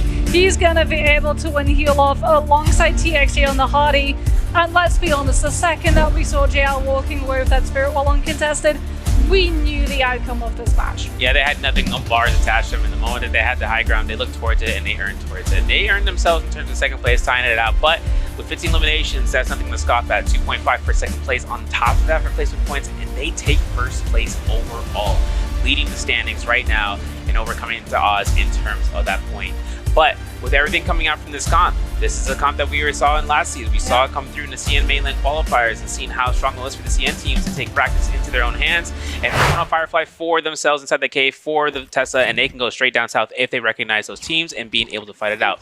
But BBE, having blue armor on Ivan, having common armor on Fat Milk, Roy Hee is looking to lock down as it comes down with the F3, as the kill potential against Mines is almost there. Oof, Dragon Slayers finds the Nezhas that it was looking for from the side of BBE, forcing out that Zai F2. Roy Hee tries to come through the charge LMB onto the RMB now out of those dual halberds, sets up the skill rush, potentially looking for a drop down F3 connection. Manages to buy some spacing with the RMB on those halberds. There's the drop down, but it's not onto a player, it's a revive onto Fat Milk because the third party came through. But now we see the connection of the F3 and it takes down Polaris. And Han got caught by the Tesla enchant, denying the escape. Roy Hee still looking for an armor and goes for the RMBs, and that double jump gives enough time for Snack to disengage. Now Roy Hee looking for an armor, gets himself an armor powder, is looking to try to reset, but with OUG finding themselves a Moonbane Charm, one of the items into the hands, it could be Roy Hee looking to try to lock this one down. There is no pressure more than the Viper getting her ultimate sooner than anything, and even though Roy Hee doesn't have the mitigation for this, he is still creating that presence. They could potentially go for the drop down V1 onto MVP, who with a reset now return to the fight, instrumented with the Zai F2. They've been able to find the kill off of the Matari ability onto Snack, but like you said, Roy he has got that V1, has not opted to use it just yet, will use it just now. Ivan in the meantime has gone down. A second Viper ultimate comes through, and JL's TXJ, despite being the second Viper to all, was able to block LOS on the ultimate, so manages to survive for the V1 to come through from his end, and they turn onto BBE and win out in terms of longer term sustain. Han has nothing to live for here. He F2s right back into the thick of the action. JL finding 5 eliminations to the board, and finding TXJ here with that purple armor means that he has enough survivability to go ahead and go straight up north. TWS's Dofood is getting chased down throughout this higher side of the with the graveyard, and it might be his own sake. His F2's invested. His combo breaker for Hottie is gone. There is nothing going to keep him survivability. Look at the staggers. Look at the control. The succession of damage. Oh my goodness. Dofu goes down. This is kill elimination 6 right now, and JL has nearly 30k gold on hand. They've almost got another Viper ultimate. TXJ just used his, and he's almost got another Viper ultimate. We have to talk about the fact that he was able to dodge that first Viper ultimate. That part. Normally when 2 Vipers ult, whoever is the Viper that ults first gets the better of the Viper who ults second, because that CC snaps the other Viper out of their ultimate. It cancels it fully, and you lose all of your rage. However, TXJ was able to position perfectly that he was able to block out the Viper ultimate coming through from Roy Hee, but wasn't too far removed from the fight that he's still able to find his CC. Moved left, moved right, and ran around the rocks, and he got himself into the kills. This is going to give JL enough boost right here for 6 eliminations, but we're switching to YZG. They make their way towards Eventai Temple, and seeing 5-2-1 here, you see the crossbow bolts. It's an armor check situation. We're seeing how much gear do you have. They are still going to take this fight, 61%, but the F2 comes out from 17S, ensuring that the team can look to try to get some sustain if they get the force focus. YZG, 17S has that Moonbane on standby, tried to look for the proc. Of it, though. Yeah, I think he's just waiting for them to just really push it in. Yeah, this is really risky, though, because they're not the only team with a Moonbane. OUG also have a Moonbane, and OUG, I believe, just picked up a bounty. So they're going to be looking to instigate a fight in a matter of moments, and only one team can have a Moonbane active at the same time. We're going to see the initiation come on through. The Moonbane does come out. They've been able to lock down 5-2-1's Pampy, but the Takeda, with the Furon shoves, is trying to disengage this fight so that 5-2-1 can kite over towards the Forbidden Seal out of the Moonbane. The Tumult ultimate was not in play in time, so Akame is not going to be able to have his, as Pampy is taking a lot of pressure with the Moonbane still on the side edges of where this Takeda is playing. Now the horizontals come out, the parries are in, and now Pampy looks to get QGG. The Moonbane blast denies all that pressure. Pampy is going to get caught with that one hit and looks for that double dash. He's got the fist plates, he's got the movement, the schmovement, but nothing is going to hit harder than the fist plates R&B. Pampy gets a solo. That's 1,000 heal just like that. And finding this fight turnaround, especially with the Moonbane in the presence of a Forbidden Seal all at once, gives 5-2-1 that nice mental push for them to go ahead and get those eliminations. Really smart stuff coming through from 5-2-1. Sand Siphon is one of the strongest compositions in terms of neutral fighting when the ultimates are removed. Xiphon, on the other hand, relies on the heavy burst damage window that comes with that Xi V2, as well as the ability for the Matari to reset the F ability with her ultimate, so denying the Xiphon composition access to both of those, plus the Siren not being able to utilize the stun duration of the V1, meant that in comparison, Sand Siphon had both aggressive potential with the Temi Wisp to shut you down, as well as that Takeda punishing the focus throws with the F1, while still having all of the defensive capabilities to live through the damage that Xiphon could do with the Kurumi F3, as JL going to be going aggressively up against Alliance. This time around, TXJ has to just full kite out the V1, and they actually utilize the Wuchen teleport to reposition before coming back into the fight to set TXJ up for a Viper ultimate of his own. Now you're not going to be having a chance to get one Vitality heal off, but TXJ has it in the bag. F3 knockback goes straight to Scarab's position. I love to see it. TXJ gets caught by the F3 from the Viper as well himself. And the Disenchant is good. Alliance now forced in scene using their ultimate, D-Enchant. Disenchant is good and all, but guess what? VVP has his ultimate back up again, and TXJ has his ultimate still on standby. Yeah, but Alliance are out of that. You can see grapple distance and speed coming in absolutely clutch, but One Fang trying to play a little bit far forward and deal enough damage that Alliance are held back, having to peel for that Viper. They are going to be able to kite over towards the Forbidden Seal. They knew that TXJ and VVP were both coming into this fight with ultimate still in play, and they take us into a neutral fight with the Tessa utilizing their combo breaker early. TXJ still trying to find this skirmish, but the Tessa on the outsides of the Forbidden Seal throws in the ultimate and looks to try and shut these players down. Hold checks might be coming through here, but there's going to be one release to two. TXJ finds elimination against Yuma. It's going to be the F3 or F1 coming out from Wuchen. Given the sustain, given the chase down, but revenge, he's scared rushing. Blue focus is good. Uppercut. Ooh, we're looking for the R&B release just like that with a 2-1-1, and but VV comes with the snag. This is giving JL 9 eliminations, folks, and this is before first Romy Yang. They don't need to take Romy Yang. This comp usually isn't selected for do it, but if they find NY7 for double-digit 10, there it is, getting the 10th kill into this round. Max distance parry on the Fan R&B. There's a couple of ways that you can play into that Fan 1v1. You either parry the return comeback, or your max distance and you step into the window of range that you can get that parry set up. And JL opts for the latter and makes it look oh so clean. Is OUG going to be looking to enter into this realm of Yang? They have that Valda, they have that Tianhai. They've been taking things a little bit slower. We know that they have a Moonbane in play. I believe that actually is their Moonbane currently in play to block up some of the map's distance, as they want to be able to go into this realm of Yang and pick up that loot scaling to set their Tianhai up to have the maximum amount of damage so that just 3 cycles of the Valder Spears can confirm the kills. Yeah, well, he's Haven being where they were just at, had a lot of loot to offer for them, so hopefully to see if they have anything of earning this, because this Rami Yang is going to get contested, 100%. Bowda is holding on this corner here, having the high ground, having focus slide, Juggernaut on Bowda U. That's a dangerous combination. I don't think there's going to be a full fight though, because both of these teams are running the Tianhai. Yeah. Both of them know that they want the other team ideally to get all the way to the end game, because the more Tianhais that are in end game, the more distracted the teams are going to be in the area. And if one team is running from one monk, you can actually utilize them burning their stamina to dodge one monk's grabs to just grab into your own. Yeah. And that's where you see also into the builds and seeing the energy just to get the wave roll to avoid as many chances of the grabs as possible. The King reposition, grapple to the sky. My man's doing some work out here. King looking for the drop down for the blue. The cannon shots might come through. There is a release for the drop down.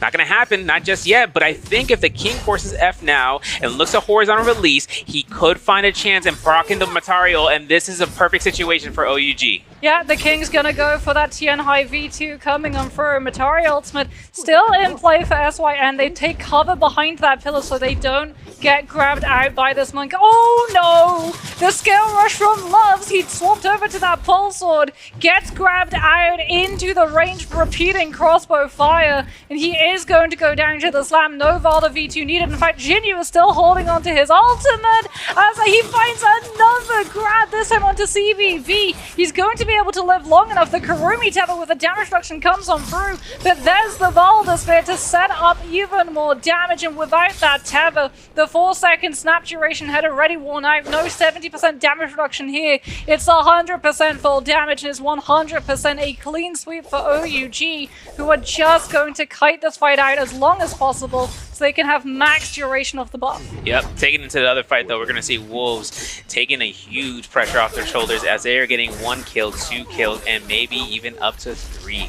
having down Bowda. This is a cool surprise. This is them using the chances of the F1 for the Valda, and now packing it in with a gold weapon and finding a Cav Bloom with gold dual halberds. Give me a crafting hammer. We're going in. That's crazy RNG. Cavalry Bloom is so strong. We're going to be seeing as well an immediate fight of them up against 5-2-1. Valda F1 comes on through. Wolves taking cover behind it.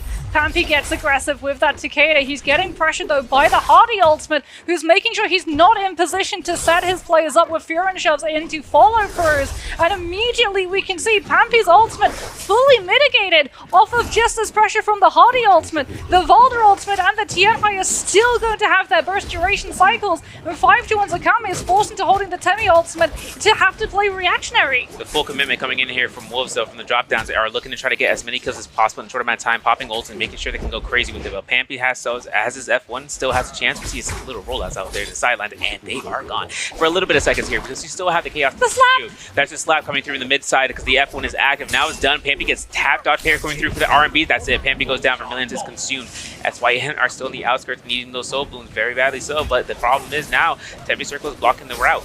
But Sakame goes down, and seeing how the ultimate's done for the Cicada, or for the Temple, I should say, it is now up to seeing SYN turn this fight around, hopefully in their favor. Oh, Yin gets spotted. The slap sets ZK up to come through with those fist blades. Nexium with the drop down charged R&B is going to be able to find the connection as well, and all of that stamina was just burnt out from 5-2-1. He had to avoid and went directly into the fist blade follow through.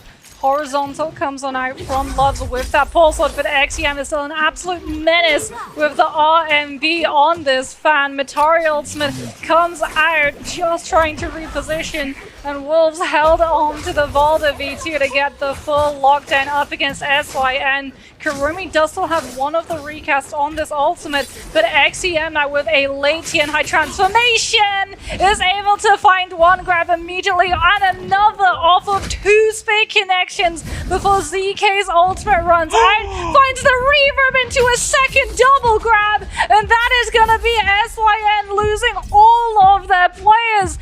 XEM, what an absolute masterclass on the transformer with the F1 Valda!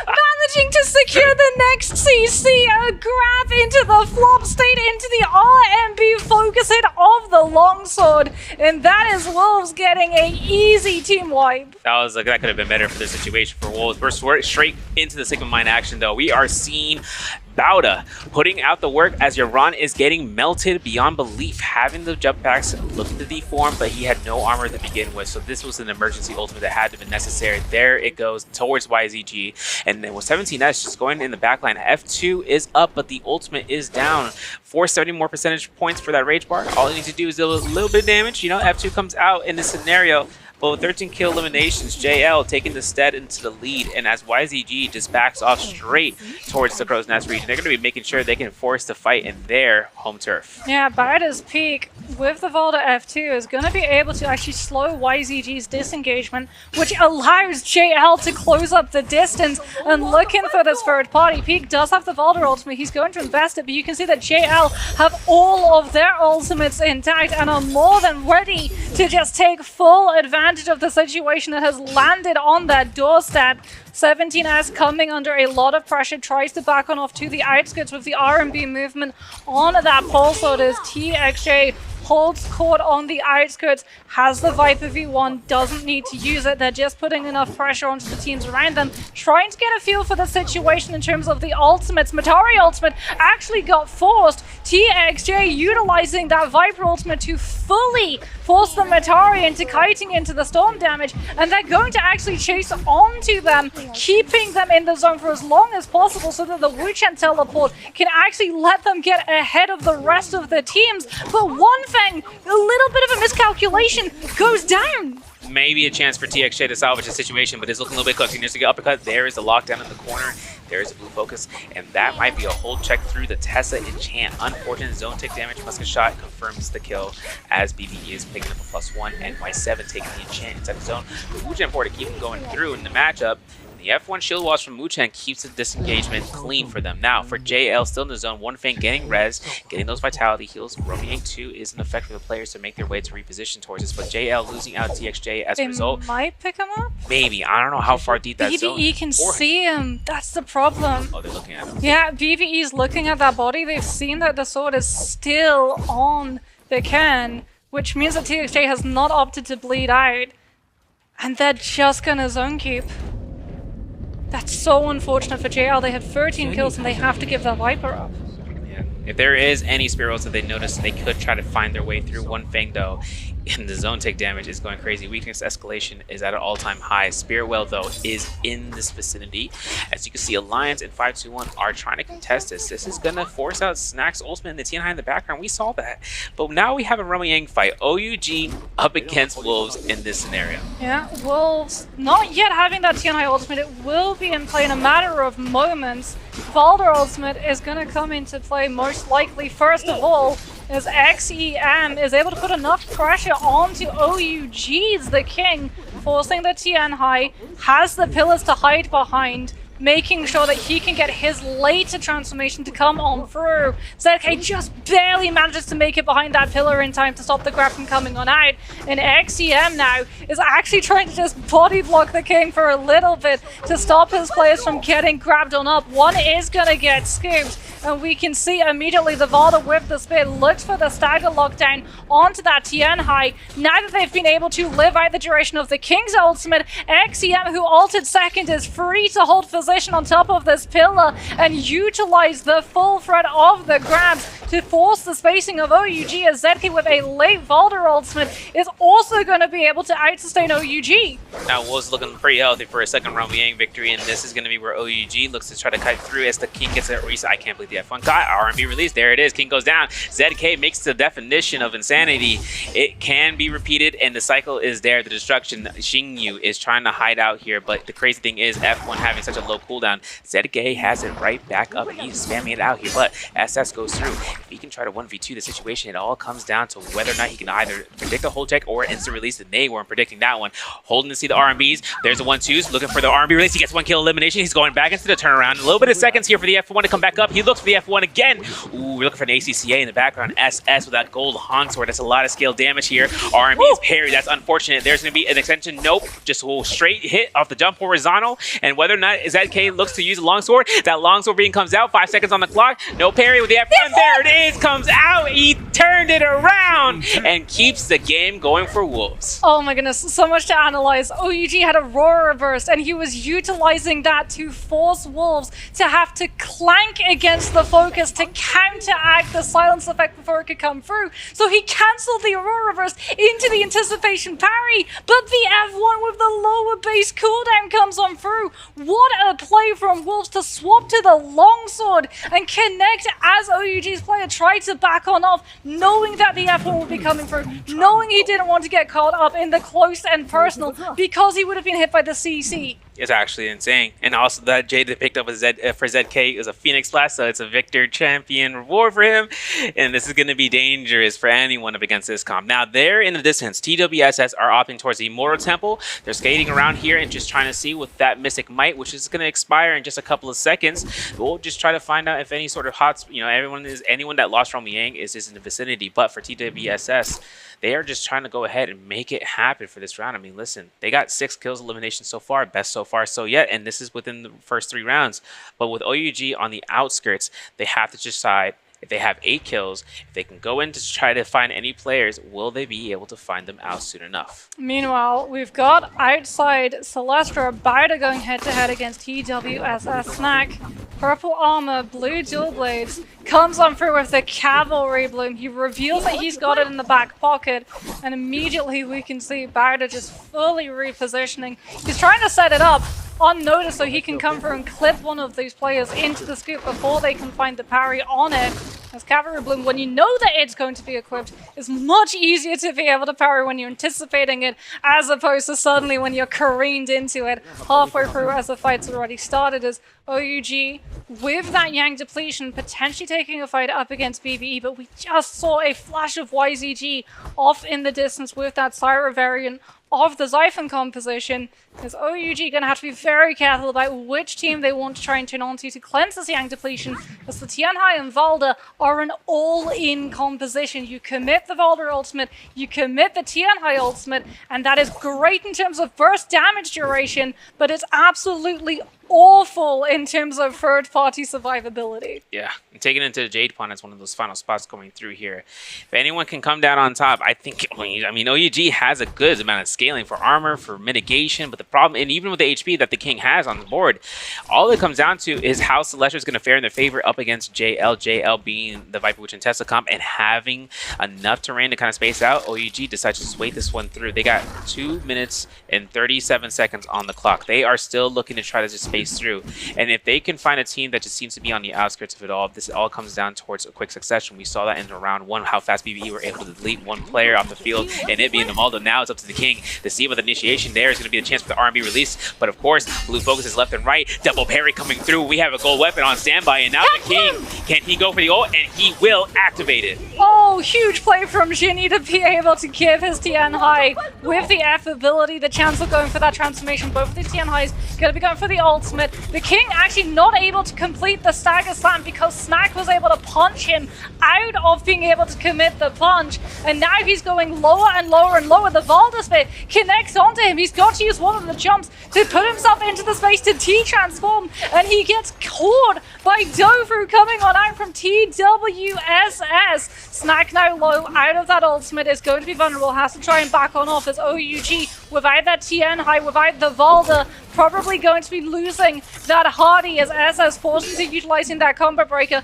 trying to back on off as BBE just fully turning in onto him. Forbidden Seal has come into play. TWSS kited on over to it, but outside of it, we can see BBE still having an impact and finding all of the kills onto OUG. The C teams are doing good work this round. I would have to be honest, BBE putting it throughout this duration. 6 eliminations so far. But of course, Wolves saw the Forbidden Seal. They are approaching to the scene, them being at 12 kill eliminations, gold doublets, gold armors across the entirety of their kit. Their selection right now is just make sure and just trying to pick off one player one at a time if they can. Considering how much this Forbidden Seal area takes into effect, they have to look around the rocks and making sure that no one has a position to look and flank behind them. But for XEM right now, looks up really quickly and just tries to see whether or not NARAKA or if ZK can just try to find a target to lock down, because there are a lot of players in Jade Pond for them to just find one out. So many of these players trying to take cover outside of that Forbidden Seal is stacking them up in positions that we would normally see when we're down to the last couple of zones. And it does look like no one really wants to try and commit into a fight, understanding that Wolves showing up to the mix with that Draco Storm are going to have an innate advantage against everybody else. And it's forcing these teams' hands in terms of these overall positions. XCM showcasing that Cavalry Bloom, TWSS very quickly pushing Wolves farther and further away and actually leading them to directly contest onto 5-2-1. We saw just that, ZK coming in through with a early Valda F1, just trying to catch some CC onto these players of 5-2-1 as XCM gets a scout to see whether or not they can take a fight cleanly or if they're going to be interrupted with that third party, because that is the constant question in the back of their heads. When all of these players are as close as they are, if you start taking a fight and you all in with the Valda with the Tien High, you're very big. That Tien High, that Vajra state, very easy to see from a further distance. Plus, we know that a lot of these teams have things like the repeater crossbow and the bow, as well as the musket in the back pocket. So if you go for a commitment with the Tien High ultimate, you're opening yourself up for damage, not against just the team that you're fighting in the front line, but all of the ranged weaponry from all of the teams around you. And even Team Wolves has a rejuvenation technique. 2 of their players having group heal on the standby. And for Team Wolves to have that onto 2 of the ground units makes it a lot more easier for them to kind of keep themselves in the fight. This 80% movement though is going to create some spotting for the players and seeing who is trying to get out of the zone. For this, JL having an approach near to Alliance. If Alliance tries to see it to their right, they would notice the players, but they are just waiting as long as it possibly can because they see MVP taking themselves down with the Kurumi ultimate being invested, but not being able to see the Batari goes through. YG17S finding that bow shot off of LTZ as well into the background. Now BBE, they got themselves cornered off here. Fat Milk lost a lot of his health, but there's going to be that group heal reveal coming out for BBE as well. So it's up to the Viper Wuchen Testa teams to try to contest every single one of these players, as well as we'll see in Tien Highs left and right. Yeah, we're going to be seeing Mystic Might for the next Spirit Well buff. Wolves already in position to try and snap it up as quickly as it possibly occurs. This time, though, we do have Viper teams still alive, so the potential of these players committing those ultimates late on to the Spirit Well contest, especially now that one of the changes made to the Spirit Well is that the teams in the surrounding area can actually see the capture process. Knowing the progress bar, the state of it is going to make it harder for Wolves to be able to hold that position, especially since BBE immediately actually going to be going for that contest. They saw the Tien High, they get their Tester into position so that Wolves couldn't go for the Vajra transformation and immediately assume the position and stop any team in the area from just grabbing it with a contest, as you want to utilize the Tien High transformation to iframe through the Testa connection. Now, I've seen that Alliance is just trying to hold down the Spirit Well and no one wants to contest them, even though it's a blue armor and they're V1 Vipering the whole area. No one is going to be able to take this chance, but once it clears out, full refresh on the Rage Bar. Gold armor, purple armor now swapped over to the Revenge as it comes out towards the gear.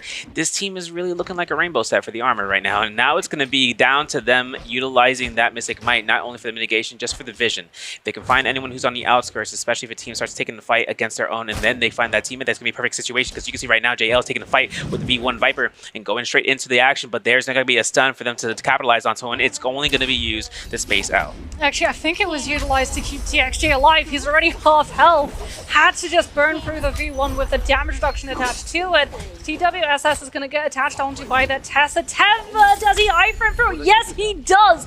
3-second enchantment window shut down and a grab picked up. He finds one onto XCM, doesn't manage to find the slam. The F1 from the Tien High comes on for a snack, puts himself up onto the high ground, but this is the problem. One lone Tien High transformation is a huge target to everyone in this lobby. Wolves waited for the attention to turn onto another Tien High before taking full advantage of all of the chaos. XCM with the second transformation finds 2 grabs, one of them onto BBE's Fat Milk, another pickup onto Alliance's Yuma. However, the Wuchen teleport denies the double grab, even though he finds one onto BBE's Ivan. They'll be able to find the kill onto BBE's player, but the Wuchen teleport meant that the rest of them lived. The Wiz throw was not good enough to catch him, and XCM finds that Soul Bloom, finds the reset. NY7 from Alliance taking the V1 into their own hands to try to catch one stun, and doesn't get it. successfully and spaced it out. There's going to be a kill for YZG off against Alliance's Umon, and now it's going to be a chance to see the Syra ultimate from 17S, hoping to kind of catch a dazzle off any partaking, disengaging opponents. But if 17S's ult ends, the lobby can try to focus this team comp down. There is going to be possibly elimination though for them. Find the rotation up against BBE, getting a fully eliminated into this game so far. Now it's up to whether or not they can get the kill for the Capital in the flop state. That's elimination. Now it's up to the final 2 minutes of whether or not Snek can get out of here to try to keep it going through. Has ultimate in just 78%, but no, he F1's in the zone and he is locked away. Gets interrupted by ZK with the jump LMB on that pole sword as well.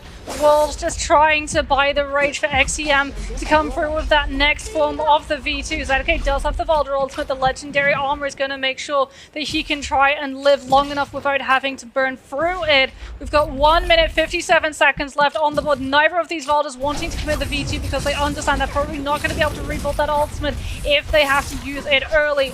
Wolves still finding the kill. The Hardy ultimate clearing the way, making sure that they can keep these players close to the edges of that zone, burning through their stamina, having to tap dodge out of the Hardy's connection. XCM goes for the transformation, was able to come on through with 1v2.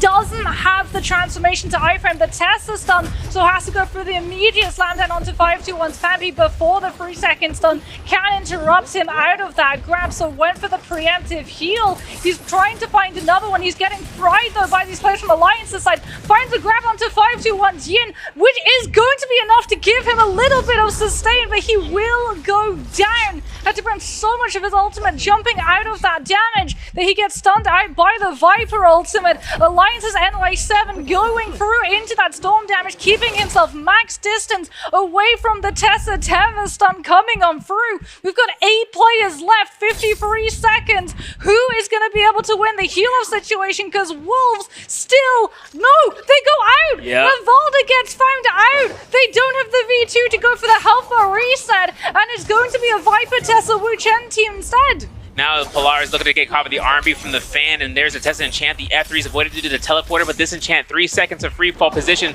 Polaris emergency ult for the V2 has enough time to kind of sustain out. I'm not even sure whether or not he can try to throw a spear here. If he can, it would be a miracle. Hold check comes out, parry comes in, and there's BB over TXJ with that sap and gets to sustain. Polaris 100-0, and TXJ with the final ultimate trying to catch anyone in the sky, and it looks like it's Akame. Drop down blue focus. There's a Tessa enchant, denies all of that pressure that he was trying to create in the final moments. JL, 19 eliminations and taking first place again. The back-to-back. So back. We said it, we wanted to see the contest on the Valdez, on the Tianhai. We wanted to see the Viper Tessa Wuchen teams putting themselves into position for that Spirit Well so that the Tianhai doesn't get to set up first and use the threat of that ultimate to stop these teams from contesting. It was crazy though, the fact that once we saw ZK kind of get his Valda ult ready to go, once he's knocked out of the zone, he has no comp breaker to reposition midair to activate ult, and that was the bane of his existence, just that final moment, and Wolves did phenomenal that round. Yeah, they did really drop.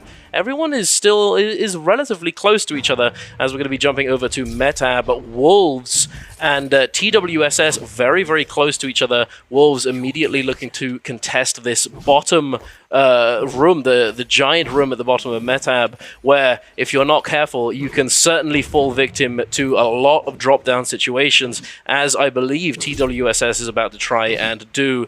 Here we are, do FUDs, looking to find that optimal entry point. Here we are with the F2, or the F2 on the Syra into the F3 with that Viper, but Dufud's immediately getting it forced out of the fight, immediately taking so much damage, and now XCM turning around, catching him with that jump horizontal to just finish him off, but it does get equalized 2 versus 2. The Tessa ultimate is going to come out now. XCM immediately able to go for the cleanse. Polaris does try and stop him, but not able to do so in time. ZK does get charmed now, but the F2 coming out from the Syra, able to protect the Tamok from getting followed up on this Tessa charm. Yeah, Wolves trying to space them out. XCM has done a really, really good job of hawking on the outside, looking for the flank plays, but TWSS doing a wonderful job of bringing it back to the 2v2, and they are fighting back. Temiol is going to go down, and it looks like we're going to get a run back. Polaris is going to get surrounded right now. Nice cancel coming out. Not going to get eaten by the fairy, but the F1 from Takeda coming in big, slowing it down with the slam, and it looks like Wolves is going to start cleaning this up. claiming Metab and Duncan, like every single year, it's pretty wild to me that these teams have literally still been landing in the same spot over and over. Even when IDC was here last year, the same team was landing Metab. Now moving over to Tang. Kuzo representing NSA. What can the NA boys do? Miss You tethered up, fighting against 5-2-1. And I was talking with Miss You about what this team name means, and it just means something very oogly, Duncan. All they do is fight. God of War, they literally just fight. They don't go yang. All they do is look for frags and go for fight. But speaking of frags, we got BBE's Roy Hee showing up. Can he have that same glory we've known him for? Perhaps he does have that Tianhai ultimate available, ready to go, but he's opting not to use it just yet. Now trying to find the optimal timing. He does avoid the Valda Spear, and a Valda Spear coming in to respond. Roy Yi able to capitalize fully with that vertical focus on the spear, and now opting to go for that Vajra state, that ultimate, popping that grab, catching one of these players, catching the Tessa, but not able to get the full follow-up. Unfortunately, the combo breaker does come out. Roy He does look for the chase down. He's trying to jump past them. Come back here, buddy. I'm gonna throw some hands. MVP looking to try and disengage and get away from this situation. Roy He continuously throwing out grabs. He does find one more. Hong sends him backwards in the opposite direction to try and allow for his team to follow up effectively, but it looks as though it might be turning onto them. BBE, oh my goodness, that is rough. BBE, Roy He does go down, stuck on the buttery rocks, not able to get out of line of sight from that Viper ultimate.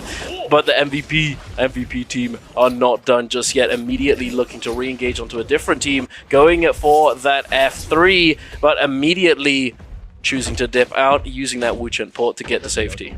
Yeah, Sin is going to be showing up with the third party, and this is the downside of being Monk. You got to chase down these teams. He does mind, has a decent terrain working with them. Going to get the scoop up the frag onto Wuchen. Wait, the F is going to save him down to his last hit. It looks like he's going to do the noble sacrifice, let his team get out of here, fight another fight. But Sin with a nice third party, they're going to be climbing down out of that 12th place at 6.5. It's always good to get it going, especially when you have a Monk on your team. Getting that loot early on, very, very important in order to scale out. But it looks like BBE able to get that nice reset. No ultimate yet online, but no grapples off spawn. The pain of no grapples. I'm curious to see what BBE's talents are looking like and how these new compositions are going to be showing up with the talents. A lot of things have changed, Duncan. 2024, absolutely. This full year of Naraka, I'm loving that we are reinventing all the wheels. Yeah, absolutely. But something that hasn't been reinvented, the podium strategy, the salvation podium, the puzzle. Jinyu, along with the rest of his team on OUG, have gone to secure that legendary weapon as soon as they can. It looks as though they also were in a fight to try and contest it, as they have accumulated 4 eliminations so far. They come away victorious, and they've got their hands on that legendary longsword, which is going to be doing a lot for this team composition. Whether or not you put it on the Syra or the Zai, it is certainly going to be very effective, as both of their ultimates scale very well off of weapon rarity. But here we are taking a look at Alliance, looking for the rotation out of Plumed Castle, and just they are kind of close to a... Oh no, it appears as though they were in soul form. I don't believe that they can see into the soul form, but perhaps they're just going for this rotation, looking for this loot. It's a pretty solid spot, as you can rotate around. There's lots of fireflies there as well, and you're able to get your ultimates back online. But as we've talked about in the past, Raven, you know, we see these timing attacks happen early on around the firefly spawn locations, but as that fades out, as we move forwards into the game, it does start to calm down somewhat, as teams aren't always fully aware of the ult situations on different teams, and they're a little bit hesitant to fully engage perhaps. And also we're seeing quite a few scaling compositions, you know, as you talked about the Tianhai. He does do much better with when he's got the good stuff. He's got that loot to play around with as he scales off of it. But speaking of scaling, we've got Takeda, and with that V3 he's certainly scales extremely well, as we've talked about in the past privately. You know, like the Takeda, he needs to be looking to scale. And do you want to talk a little bit more about that and how impactful it really is? in this kind of environment. Yeah, for 2 years, Siphon, or the Takeda compositions, have been the most dominant on Holoroth. The wide open areas allow you to really control the pacing in that middle and end game. But one weakness was finally discovered, that before that first Yang, before he hits a really powerful spike, he is a little bit vulnerable because his ultimate scales off the weapon rarities from his team and himself. He needs a lot of investment to really get going. Purple ultimate is good, but it's not even as close to as good as when his ultimate turns gold, but it does require a ton of investment. That's where really Xiphon came in, that Zai, Matari, Zipping, and later Kurumi came in, and now with Syra, I'm really curious to see how this J Cup is going to evolve this meta, now that there is a very, very offensive support on the field, especially now with Monk coming back. For the longest time, there has been a drought of Monks on Holoroth. We haven't seen the Monk dominance on Holoroth forever, and what better day to see JL coming in with this modern 2024 Transformers. Now I gotta say, out of all the teams I've seen running this, it's TXJ. He's known as a general in CN, as a tactician. Everyone samples from his tactics, and everything I've seen from the scrims and the games leading up to this, JL has been absolutely crushing with this composition, so I cannot wait to see them go in. But I gotta say, I'm really excited to see a fight between JL and Bauda. Now, going into the finals, a lot of the new generation, the new era coming in, Alliance, Wolves challenging the old guard, JL, former champions, GG dominating this whole year. We are going to see JL versus Wolves, both titans of the lobby. This is going to be a great fight, Duncan. It absolutely is, but I would like to note that Wolves is not in advantage, I would say, as all of JL has managed to get their hands on purple armor, but we're diving right in. One thing is trying to drop down from the skies with these purple halberds, looking to find some kind of opening, but Wolves has responded immediately to this aggression by utilizing that Syra ultimate very, very early on. But one thing, opting to go into that Vajra state, gets the grab onto the Takeda. No full follow-up here. But he's able to get the re-grab out of nowhere into a double grab, into the slam, and NHQ goes down without even using his ultimate, saving his ultimate. Unfortunately, not able to get it out.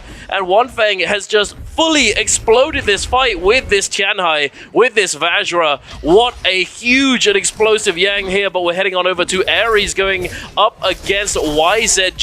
Kuzo doing so much work with this Zai ultimate here. Kuzo, the ultimate does expire now. Looking to try and go for this jump parry, trying to find it, not able to do so. Kuzo now popping that F2, looking to catch this stagger, trying to tap dodge roll away, but he gets caught. The damage reduction is going to save him for the moment, but he's hot on his heels. QGG does not want to let him go. The counter grapple, the peel coming in from the Karumi. The half charge comes through. Kuzo's found a heal. He's looking to try and get the scale rush, does find one, and now the 3 versus 1 situation. Ares is going to clutch up. Ares taking the first Yang for this map for NA. Ye shall miss you, Kuzo. Showing they're fighting. They told me they weren't going Yang. They lied to me. We're in there. We're fighting. We're getting oogly. And they're not even running the Syra version. They're sticking to their guns. They're going to stick to what they know. Coming out, they are going to be running into Wolves. Both Yang winning teams going at it. Kuzo's going to be opening up with the F3. Diving in. Takeda ult is going to be ready popped. Nice stagger onto Kuzo. They're consolidating right on top of him. He's taking a ton of damage. Kurumi ult is going to be forced down. Temi ult is going to come out in response. Kuzo getting staggered back to back, pushes to the wall. Matari ult is up, but Kuzo is going to use his F to disengage for a second. ZK has to be really careful. He's down to no armor. Yishao doing a great job of returning the momentum back to Ares, but Kuzo stuck in the air. The pressure from Cyber is too much, and ZK is going to confirm the kill. XCM's just coming out with the beams. What can they do? Yishao desperately trying to peel for his teammates, but he can't do it. He will fall. Damn, that is very unfortunate for Ares. Having come out of the Realm of Yang with that Vermilion Burst Might, they certainly would have hoped to try and get a little bit more value out of this buff, out of that Yang win. But still, you know, you've got that loot. It is still a win under their belt. Thankfully for that team, they were able to cleanse those Yang depletions very, very quickly and not have to suffer the desperation of trying to find a fight to potentially third party or just take the straight 3v3. But speaking of straight 3v3s, we have JL looking to engage onto Bowder here. The Viper ultimate coming out now for Bowder's U, but it's going to get armored through by the ult activation of One Feng. But 5-1 are in the mix. Yin in that Valda ultimate is going to get grabbed into the slam, but he does have that Valda shield on the V2. He's going to be able to survive a lot of this damage, not taking all that much. One Feng now, his ultimate is going to be expiring very, very soon. Perhaps he'll be able to get one more slam, but it doesn't look like it. He's looking to try and find the double grab. He does get the grab. Yin is going to take quite a lot of damage here. One Feng immediately getting peeled for as he comes out of that Vajra state. His teammates all around him, but the bonk from the spear comes through. The Zai third party from NY7. It's all going crazy. It's getting oogly, Raven. What is going on? And JL had to get out of there. They had 10 seconds left on their buff. Good calculated move to take their loss, to get those kills and back out, because Alliance was coming in hot. YZG, 1 minute 45 seconds. They have Yang depletion. They need to find a kill right now. Krumiel's going to be ready to be invested. And Takeda has his ult up. He needs value off of this. He only has 2 shoves left. OUG hawking on the outside, icing off this ultimate. The King spacing out perfectly. YZG realizing their tough predicament. All they have is their Temi ult. They need to catch someone overextending, leading into them. They're backing up, spacing out, seeing if they can find the teams that use most of the ultimates. They are going to dive onto the Alliance. Not able to connect on anyone. The Fox is just offering so much cover. Calvary Blue is going to be coming out for CXZ, but he's not able to connect though. Everyone's cutting out of here. OUG's on the outside. This is 3v3, not giving them the best look, and it looks like Alliance NY7 is going to fall to Shinyu. YZG really needs to get in there. Takeda having a tough time, is going to get Tesla ultimate, surrounded by OUG, collapsing on him. Last hit, not able to get any kills, is going to fall, and now OUG is coming in for the cleanup. That is heartbreaking for YZG. They've definitely not had the day that they would hope for so far, but OUG, on the other hand, definitely doing a very solid job so far today. MVP looking for that drop down, but unfortunately just not really finding anything. The Matari ultimate does come through along with the Wuchen ultimate beforehand. MVP, they go for this aggressive drop-down play, but unfortunately it does not fully pay off. And now immediately heading on over to that Fox Altar, the no-ult zone, to deter any players who might try and push them and get aggressive. But Alliance immediately, they're staying outside of the circle, they're staying outside of the zone. The parry does come through. Bowder's trying to dip back into the no-ult zone, and they are going to be somewhat safe due to that Wu Chen F, giving them that wind wall, cutting off any ranged projectiles coming their way, and not getting into the thick of it, and not going too far. You know, you don't want to get too oogly, especially considering that the Realm of Yang is going to be popping up now. A lot of these Viper teams lurking around, trying to see if they can find something, anything, just a player lacking or lagging behind, not with his teammates. But no, they're not able to find anything just yet. Ares lurking on the entrance, well aware that there are Viper teams in the vicinity that could look to jump in at any moment.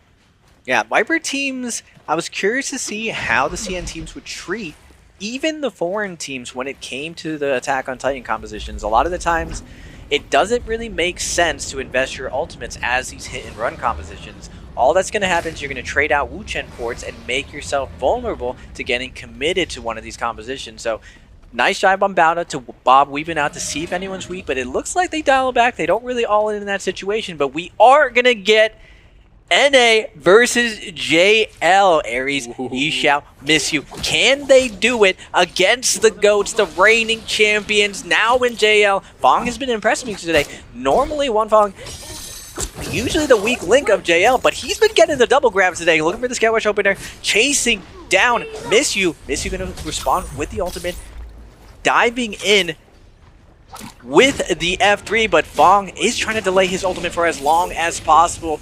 Now, Hadi ult's going to be going in. TXJ looking to get a stagger for his teammate. Look, with the bubble from Balda, he is going to get one. Miss You going to get grabbed. Crossbow's going to be coming out. Re-grab coming out from the spear. Yishao, though, has the tether on, has the F3 this, but a lot of damage is coming out. He tries to put the Kurumi circle down. He does move it. Miss you getting saved back to back. He's going for a ride though, and he's not tall enough, Duncan. He will fall. He will fall indeed, and so will this Vajra coming out of that ultimate now, but being met with the Zai ultimate here. But that, Raven, I'm not sure if you caught it in that character selection, but that is F1 Valda immediately stopping that pressure from the Zai ultimate. That a focus slide over there. He's just crouch hopping back to back, the little bunny hops. Kuzo has nowhere to go. He can't do anything, and JL are going to take them down. The smiles on their faces. VVV certainly having a good time with that focus slide, with the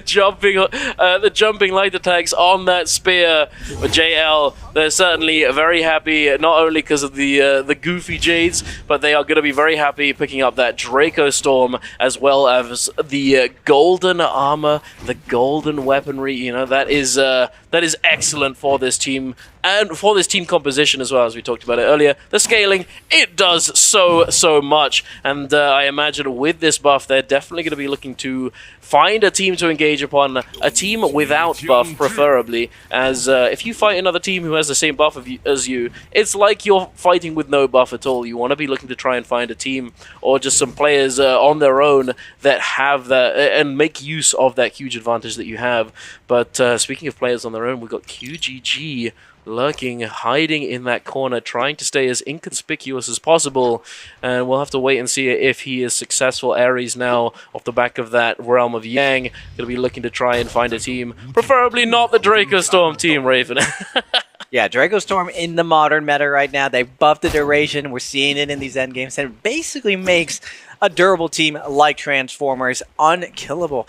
I'm really questioning why Ares would go into second Yang. You see that Monk is banned out. You know it's this map. They got their win earlier, but second Yang is such a big gamble when you have so many strong players in the lobby. Now we're going to get a rematch.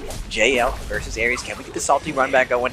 Draco Storm, a big hill to overcome. Kuzo with the velocity, looking for the focus stack. He is going to get messed up, but Yishao again with a well-placed Kurumi circle, picking up his team, leading with this Kurumi circle, but the disengage from JL, nullifying all of that pressure, and they are back like sharks, surrounding Ares again, looking for the opener. TXJ switching sides with the jab and putting it in the back of Kuzo.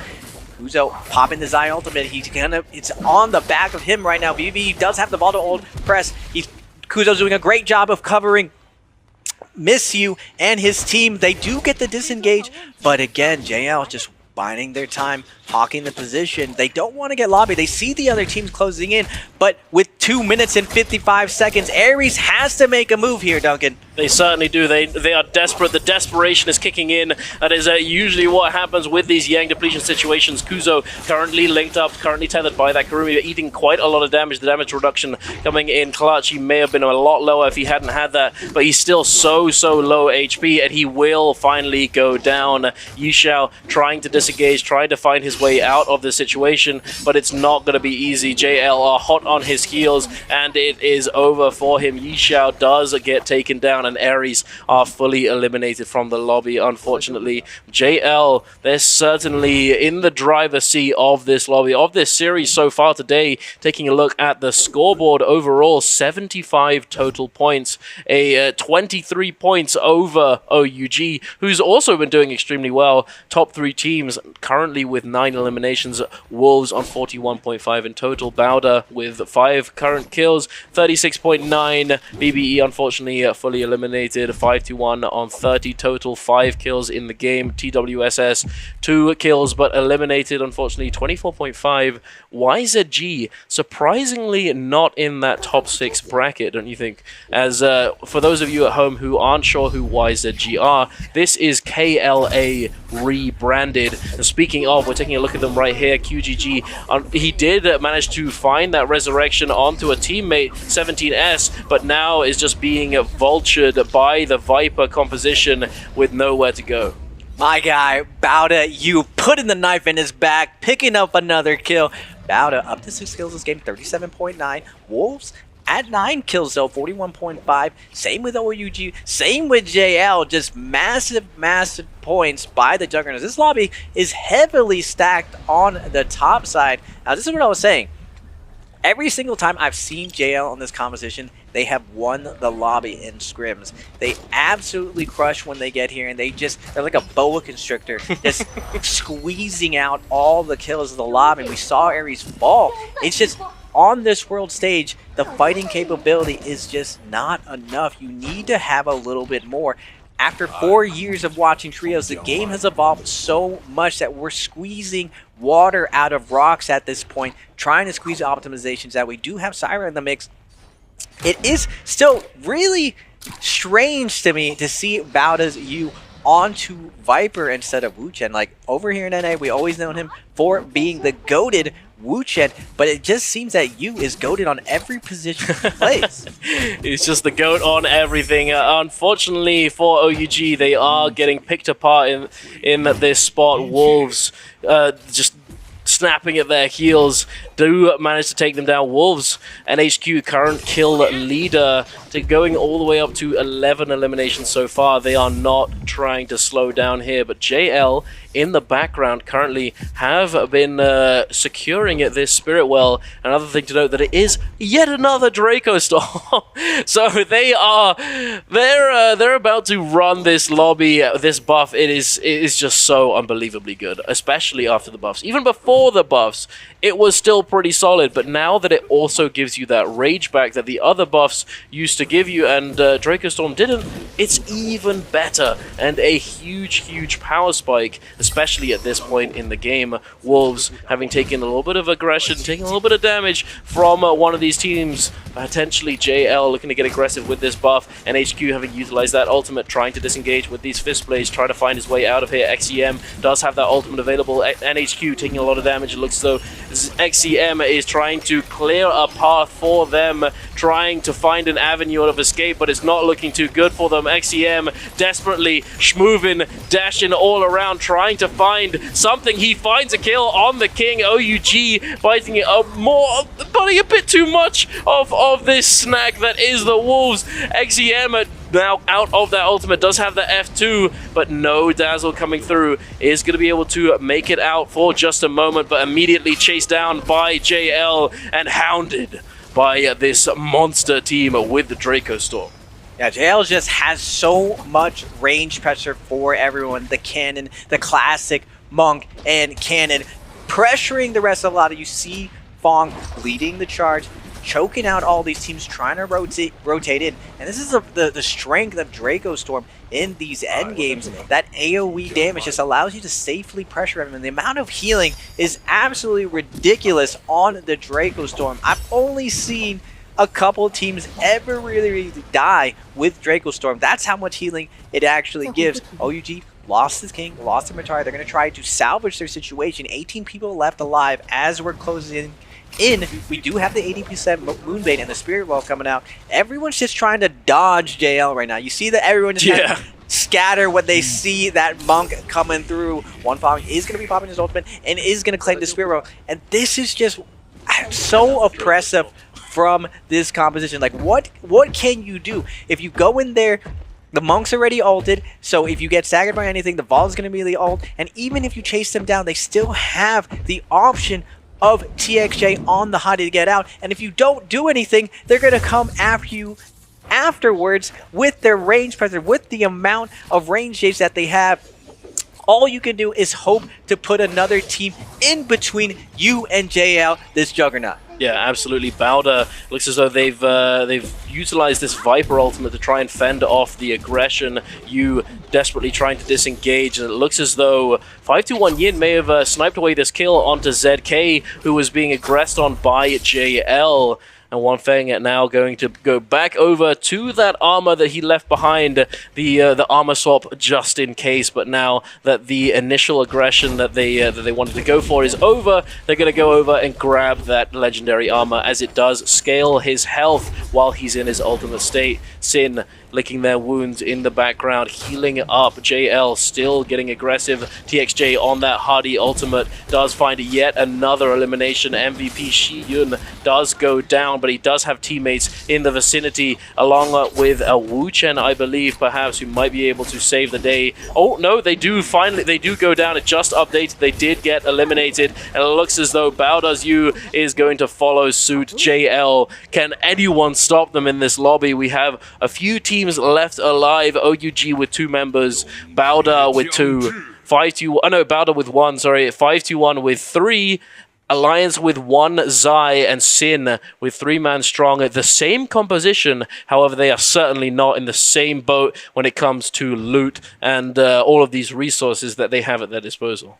It's impressive that 5-2-1 actually is keeping pace with the other teams. They did play all of NBPL this year. They've had mixed results. They started in the league very, very hot, doing really, really well, getting in the top 5 multiple times, but they slowed down leading into this J Cup. I'm happy to see that they're in form going through this group stage. It looks like they're going to be hitting a nice mark in order to qualify. I imagine you're probably going to need at least 35 to 40 points to feel comfortable for one day. There's still 3 days to go. First day is in the books. Going into this last bit, though, it's going to be 5-2-1 versus JL, but JL is stacked to the moon. They have everything you could possibly want. Gold armor, multiple gold weapons, every single range gauge. They don't even have to commit if they don't want to. They just have to sit back, shoot their range over and over and over. I imagine One Fang is going to have 1 billion damage at the end of this game. Yeah, absolutely. I agree. OUGSS now falling down in front of One Fang into the clutches of JL, the Fang. He does manage to make it out alive for the moment. Pampy does eat the brunt of this Martial Will Form hook, just silencing him effectively and making it impossible to do anything about this aggression, about this damage coming in. No ultimate from him, unfortunately. OUGSS, having been pressured, has now utilized that Syra ultimate, the cube coming out for JL, keeping them healthy, keeping them in the skies all around, making them extremely hard to hold down by any of these teams, but they're fighting each other. Sin is on the other side, not full HP. The Heartstopper kick is going to come through onto Mines, but is the follow-up going to come through? No, it is not. The cube comes out. They go to the skies. They do have ultimates available.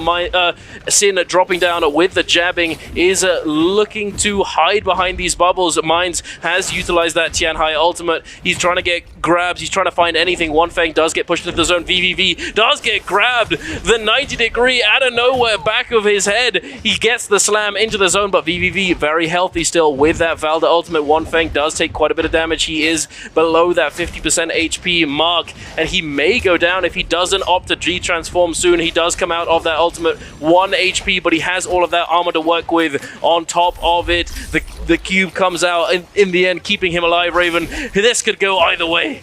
Nice job from TXJ to bail out One Fang with the cube standing at the top. We have 8 players left alive. Sin's doing a good job of fighting against this super stack of JL. The bubbles are going down. BBB, though, with the erudition swinging, flying through. The center is just lava. JL is going to be cleaning this up. Akame going to get staggered and cleaned up. Last one left alive. BBB still has his ultimate, still has 1 billion health. OUG's Shinyu, but wait a second, I spoke too soon. 5-2-1 Jin coming out of nowhere, saving his ult. He is gonna get parried by BBB. Dragon Slayer's gonna come out, and they're gonna deny JL the MVP. We got a 2-way tie. Well, they do deny that first place, but JL certainly the number of kills they had, they will puff it off.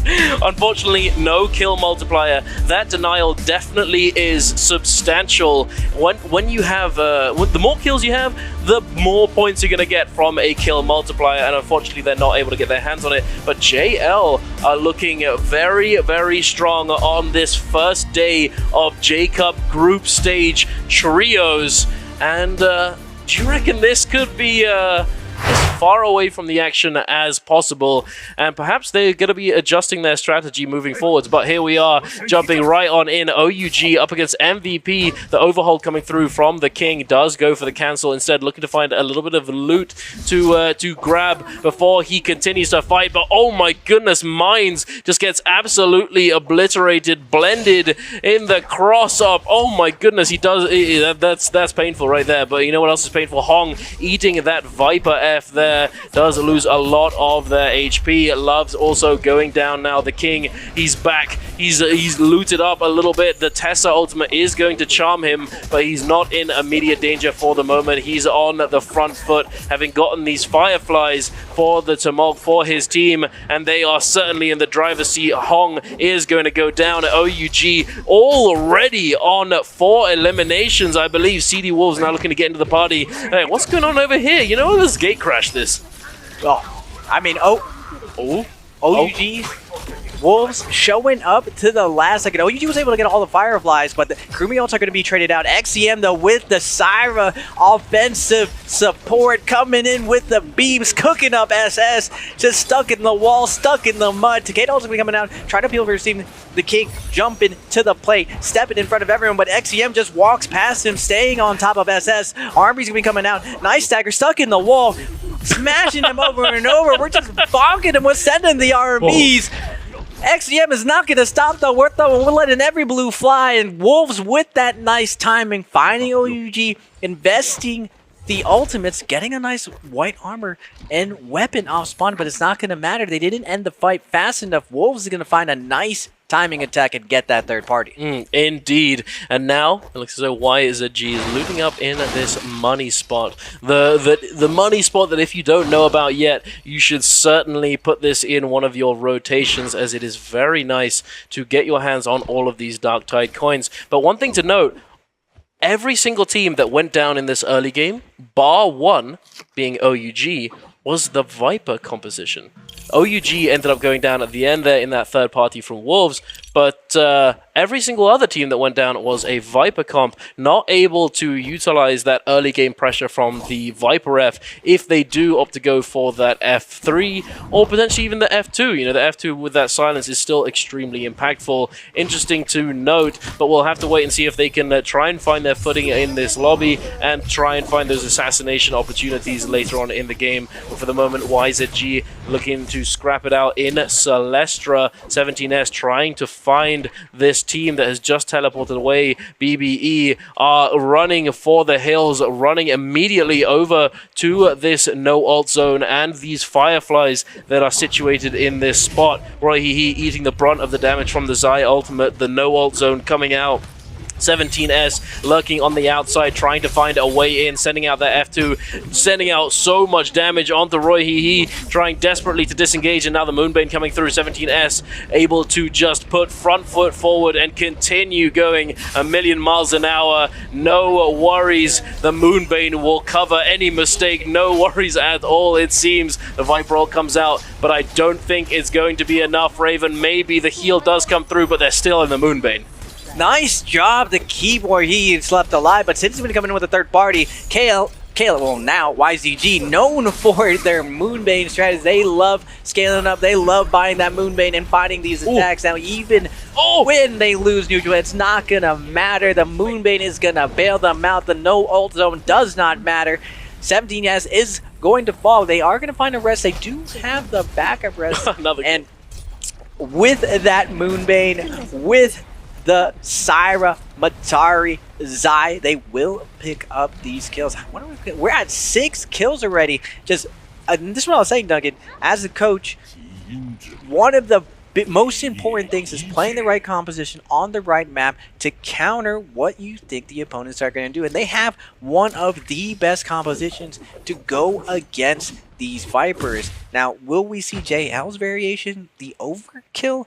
Maybe too much of a good thing is too much, but going into Yang, I'm still waiting to see that clash. Now, Alliance, like you were saying, they landed safe. Their strategy in general is to play very, very fast. They do not really care about endgame. They try to find kills early and middle, and their Viper comp is only second to GG's. They are absolutely devastating on the composition. So I'm very curious to see if they can play this slow, methodical play, because Siphon is really known for capitalizing on the end game. And like you were saying before, a lot has changed this year on this typical Firefly map. We've seen a lot of Vipers, but going into Worlds, the last 3 or 4 months of Naraka Trios, most people use Firefly maps to actually play slow. They use the Fireflies as a deterrent to secure loot. They don't really use Moonbanes to attack people. They don't really use Fireflies to attack people. Instead, they make sure that they always have ult as they transition to the middle game so they can guarantee Yang.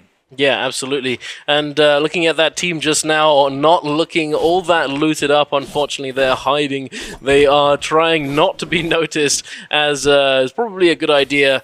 On the other hand, though, Bowder looking rather scaled up now. Doesn't have that legendary ultimate just yet, but they are certainly on their way to it. CD Wolves NHQ with that purple armor. Also in a similar situation when it comes to his ultimate status, but not legendary just yet. 1 purple armor, 2 blues, just looting up on this outside. They are very happy to do so, especially considering that they've already managed to secure 3 eliminations. That is a solid number to start off a game, as they are, as you said, you know, the composition that looks to scale up and focus on those end games and dominate in the end game situation. But you know, on the other hand, let's take a look at the Viper teams. The Viper team compositions unfortunately just haven't found their footing so far. It doesn't look as though any of them have really gotten more than a couple. They've definitely gotten a couple, so we'll have to wait and see for the moment. Sin being at one of those Viper compositions, lurking at the south of Celestra, getting closer and closer to YZG. I believe Sin may simply be trying to get as much money as they possibly can so that they can potentially buy a purple weapon moving forward into this game. 17S does get caught, grappled on the shop here, may be forced to use that ultimate. The ultimate does come through now, the F2 as well. They might be able to find the Dazzle here, immediately getting turned on. Loves does have to disengage, but 17S gets stopped in his tracks by that Tessa ultimate. Minds now biting off a little bit more than he can chew. He does tap dodge roll away, able to disengage, but 17S is looking to follow this up. Loves is now under fire yet again, but the ultimate has now expired, and the Wuchen teleport takes them to safety. Yeah, YZG jumping in, and this is how crazy Cybra is in trios. See, you get the lead with that support ult and cause so much pressure with no danger, like the stagger combos that you can do out there, plus the backup of the heal, all of the buffs to Cybra, definitely putting her in a really, really good spot so that teams moved away from their previous strategy. Now, Sin's going to be backing up into the no ultimate zone, but we're going to go over to the north. Bowda trying to set up for this first Yang. I'm really excited to see you on Takeda go against all these new compositions inside Yang. Give me the Bowda versus JL.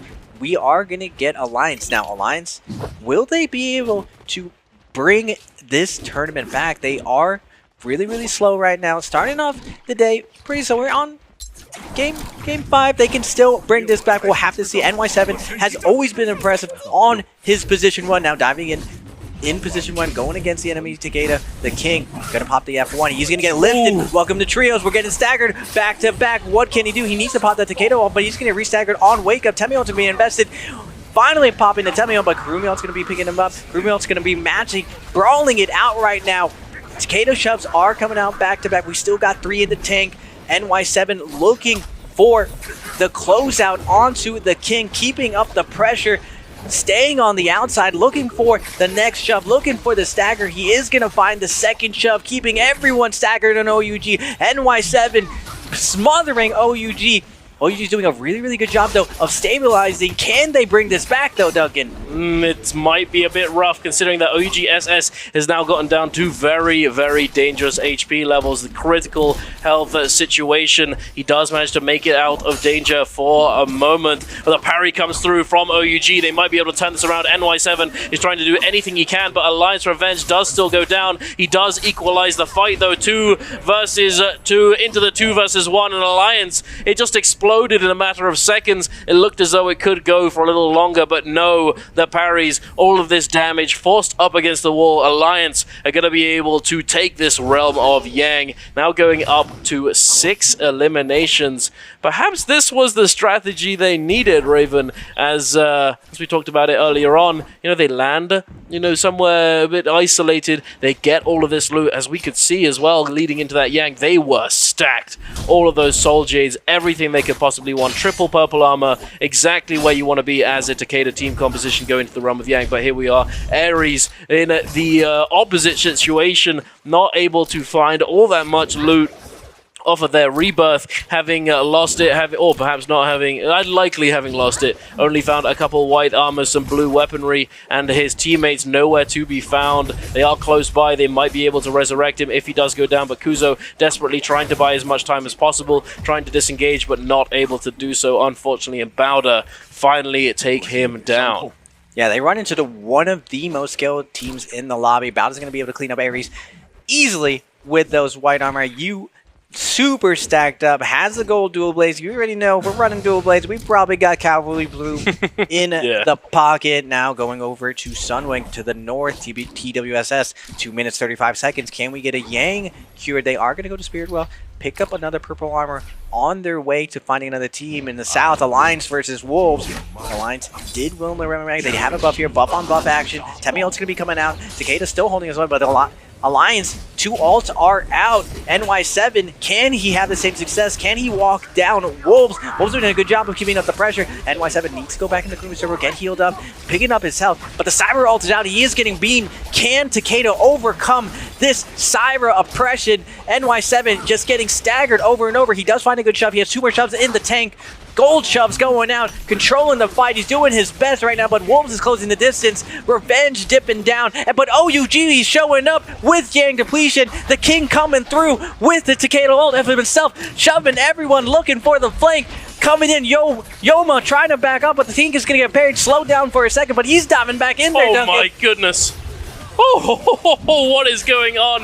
Looks as though OUG SS does go down in the back, but the King, he's not looking to take his foot off that gas pedal. Yuma, he's fending him off. The focus slide coming through. I believe that they may have been able to fully cleanse that Yang depletion for these 2 players. They have indeed. The King and Rico are going to be Yang depletion free. Unfortunately, they did lose SS in during that engagement, but you know, they got a couple kills. They may be able to buy him back sooner rather than later. We'll have to see if they manage to secure that rebirth charm. TWSS, on the other hand, they've been looking for players. They've been looking for teams, but they've missed all of the action, and I believe they may end up going down to this Yang depletion, as I don't see a single player in the vicinity. However, that being said, they do have a decent amount of money in the bank, and they may be able to put it all onto one of these players, let themselves die to a poison mushroom, as we're seeing right now. Polaris is going to go down. However, OUG's Rico is in the vicinity, and he was looking to come over here and use the shop for himself to try and buy back his teammate. Oh my goodness, OUG is about to be gifted with the Yang depletion. All the King has to do is get these last hits going down. Grooming Circle is going to be going down. Poison Mushroom coming down. Everyone's poisoned inside zone. Both these teams just looking to res the situation. Unlucky for TWSS. They do go all the way out to get that money, but OUG is not able to coordinate and follow up on that. It looks like TWSS is going to get that res, but over to JL. Yang depletion on them, 20 seconds left on Wonfang. He is in Yushan all. He needs to find a kill on MVP, but all these trees providing a ton of cover against the poor Yushan. Trees, the ultimate counter versus Yueshan. Sad Yueshan just chasing him down. 5 seconds left. All he can do is swing his axe for fun because he is going to fall. MVP Shiyun is going to find the kill. Shiyun, MVP up to 3 kills now, climbing up to 18. As long as they get up to the 30-35 kills by the end of the day, they're going to feel comfy going into their game 2. Polaris getting the King into the grapple combo, welcoming the King to the 1v1. The King away from solos, running in to TWSS. Polaris rezzing his teammates. Polaris is competing in trios and solos. Yeah, he is. He is one of the few this year that is competing in both game modes, and he's certainly doing a good job of it so far, performing it reasonably well in both so far, as we've only had, this is only the second day of J Cup, ladies and gentlemen, but we're jumping into this Rumble Yang. Bao does he is immediately met with a considerable amount of damage, having grappled up to the sky onto that wall. He does have that golden armor and those golden dual halberds, but is he going to be able to actually use them if he gets locked up and taken down? But no, the Kurumi circle is going to come down, allowing him to heal just a little bit, but the follow-up comes through. The last second ultimate to keep him alive, healing up just a little bit. The focus slide, just an absolute menace in this situation, desperately trying to make it back to the Kurumi circle. He does indeed make it. The scale rush into parry, but he has Mortal Defiance in the back pocket. He's still going.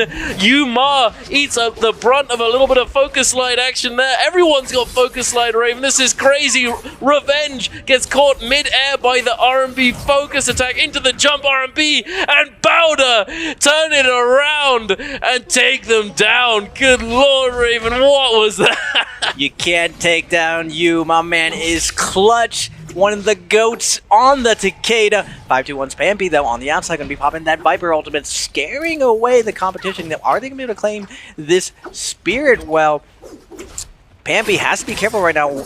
YZG is going to be showing a CXD coming in, diving in, but diving into a Viper, always very, very dicey. Even though she's at 1 HP, if she lands, I believe she is on silence, it's going to be a bad time for your team. You could turn that around with one decent silence, and as I was saying, that YZG is going to lose their Syra. They are backing up to Wolves with that Draco Storm. Takeda also is going to be invested. Triple charge being targeted up by ZK, but he's not going to need it. They're going to find that nice third party onto 5-2-1 Pampy. They are indeed the optimal third-party situation. Wolves taking full advantage of these teams fighting it out in this area. 5-2-1 Yin just getting obliterated up against that rock. Unfortunately, not able to survive.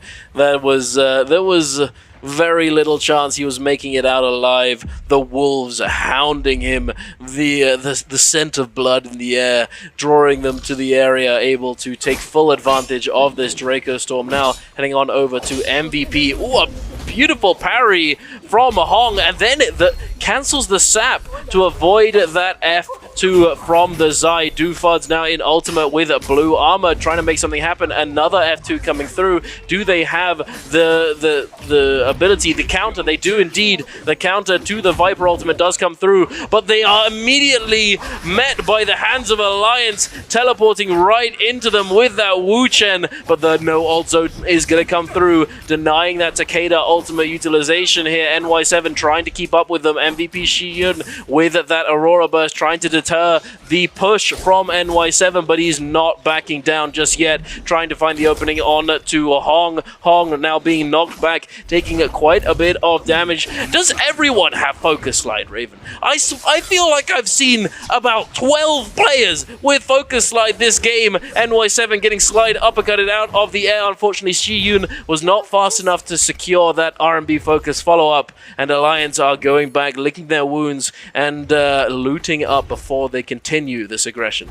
Sliding, vibing with the focus slide. I mean, there's some questionable weapons I've seen with the focus slide, the dual halberds. I mean, focus slide, dual halberd, crouching horizontals is kind of sus G, but just because of that focus slide, you was able to survive inside Rumble Yang. We are going to get Alliance tracking down TWSS on this cliffside, going back into the no ult zone, but NY7 super aggressive. He doesn't have ult to his name, doesn't need it. F1's going to come down with the slam.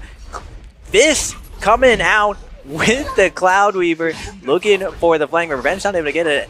F3 going to be invested by Revenge, but NY7 right on the outside, really dicey. They are going to pop the Takeda ult, but the no ult zone perfectly coming down. NY7 with the good timing is going to take down TWS Polaris, and now Snack is going to fall. Last player alive, Zai in an unwinnable situation, gonna get juggled 100-0. Alliance just walking them down, choking them out, not letting them get away, and just absolutely obliterating them on the opposite side. YZG cleaning up the solo. The solos and duos are all falling out. Viper map, Duncan. I didn't imagine this going a very, very stacked endgame, but Wolves in a prime position to close this out.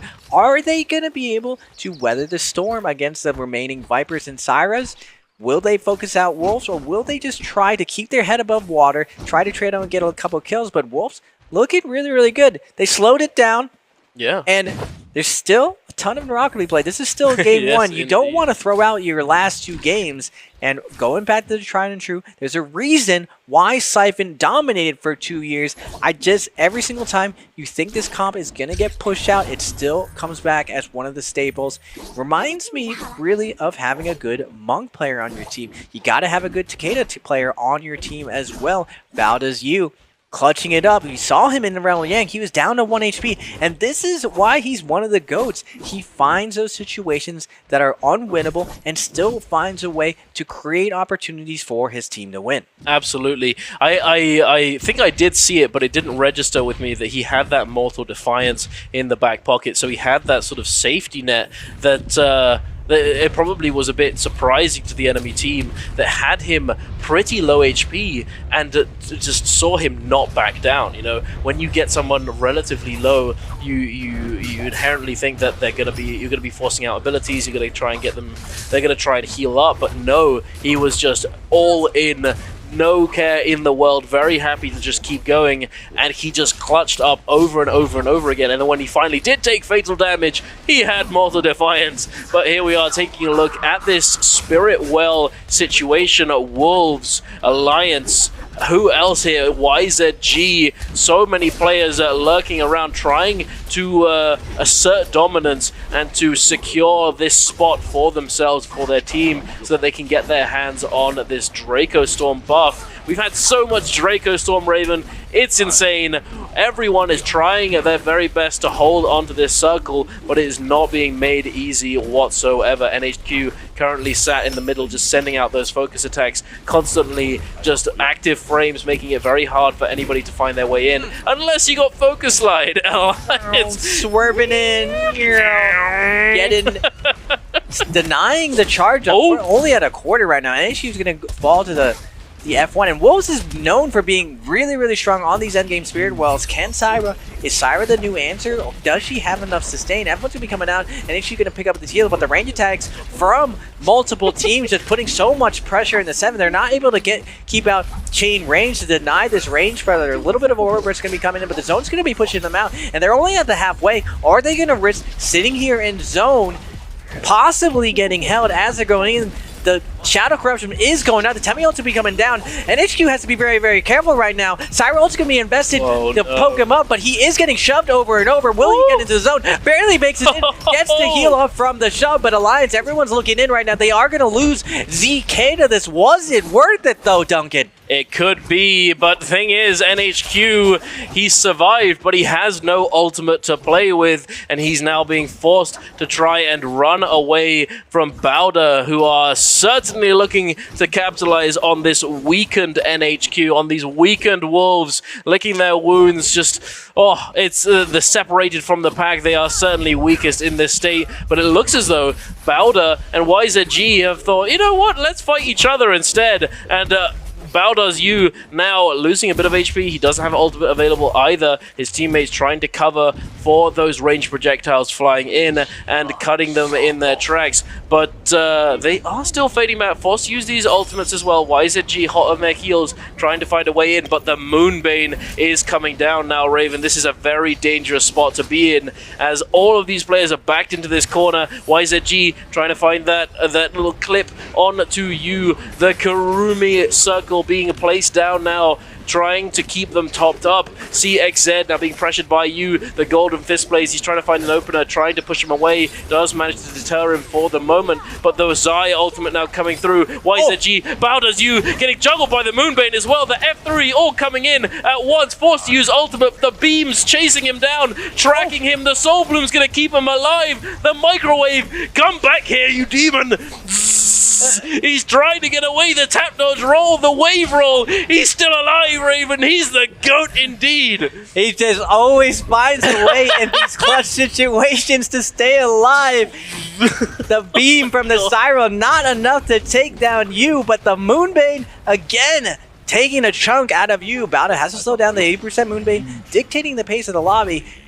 Everyone's using the Moonbane to stay alive. Now we're going to get a giant cliffside endgame. Alliance already posted up at the Spirit Well. Can Bowda go and challenge it? Now they were the most scaled team right behind, I believe, Alliance. Wait, Alliance Revenge is already back up right now. Hold on a second. NY7's going to get the slam.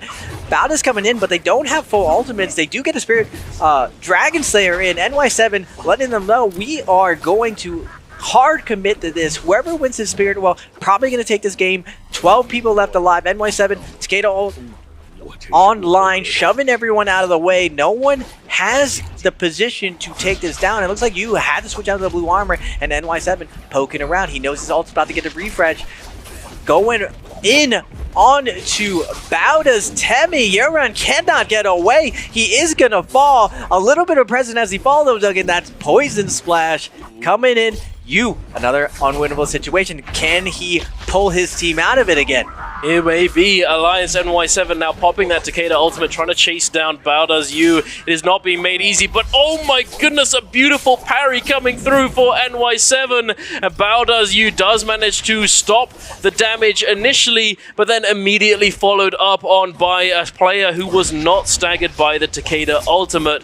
And oh my goodness, he unfortunately, so many clutches, he does eventually go down. He is not unkillable. He is just, hey, anyone can fall eventually. It is just a matter of time. If you're coordinated enough, or if they make a mistake, he is still human after all. But here we are, the endgame situation. Alliance are looking to try and take this one home for themselves. Now up to 15 eliminations. The Viper ultimate is going to come through. They try and hide in the bush. Yuma, unfortunately not able to get crouched in that invisibility bush in time, and does get staggered, does get stunned up, but it's not going to matter as NY7 is still chasing him down. Pampy does get eliminated, and now Wolves and I believe YZG lurking on top of this rock formation, waiting their turn to be just immediately aggressed on by Alliance. They are trying it to stay inconspicuous, as I believe they don't have all of their teammates up and running.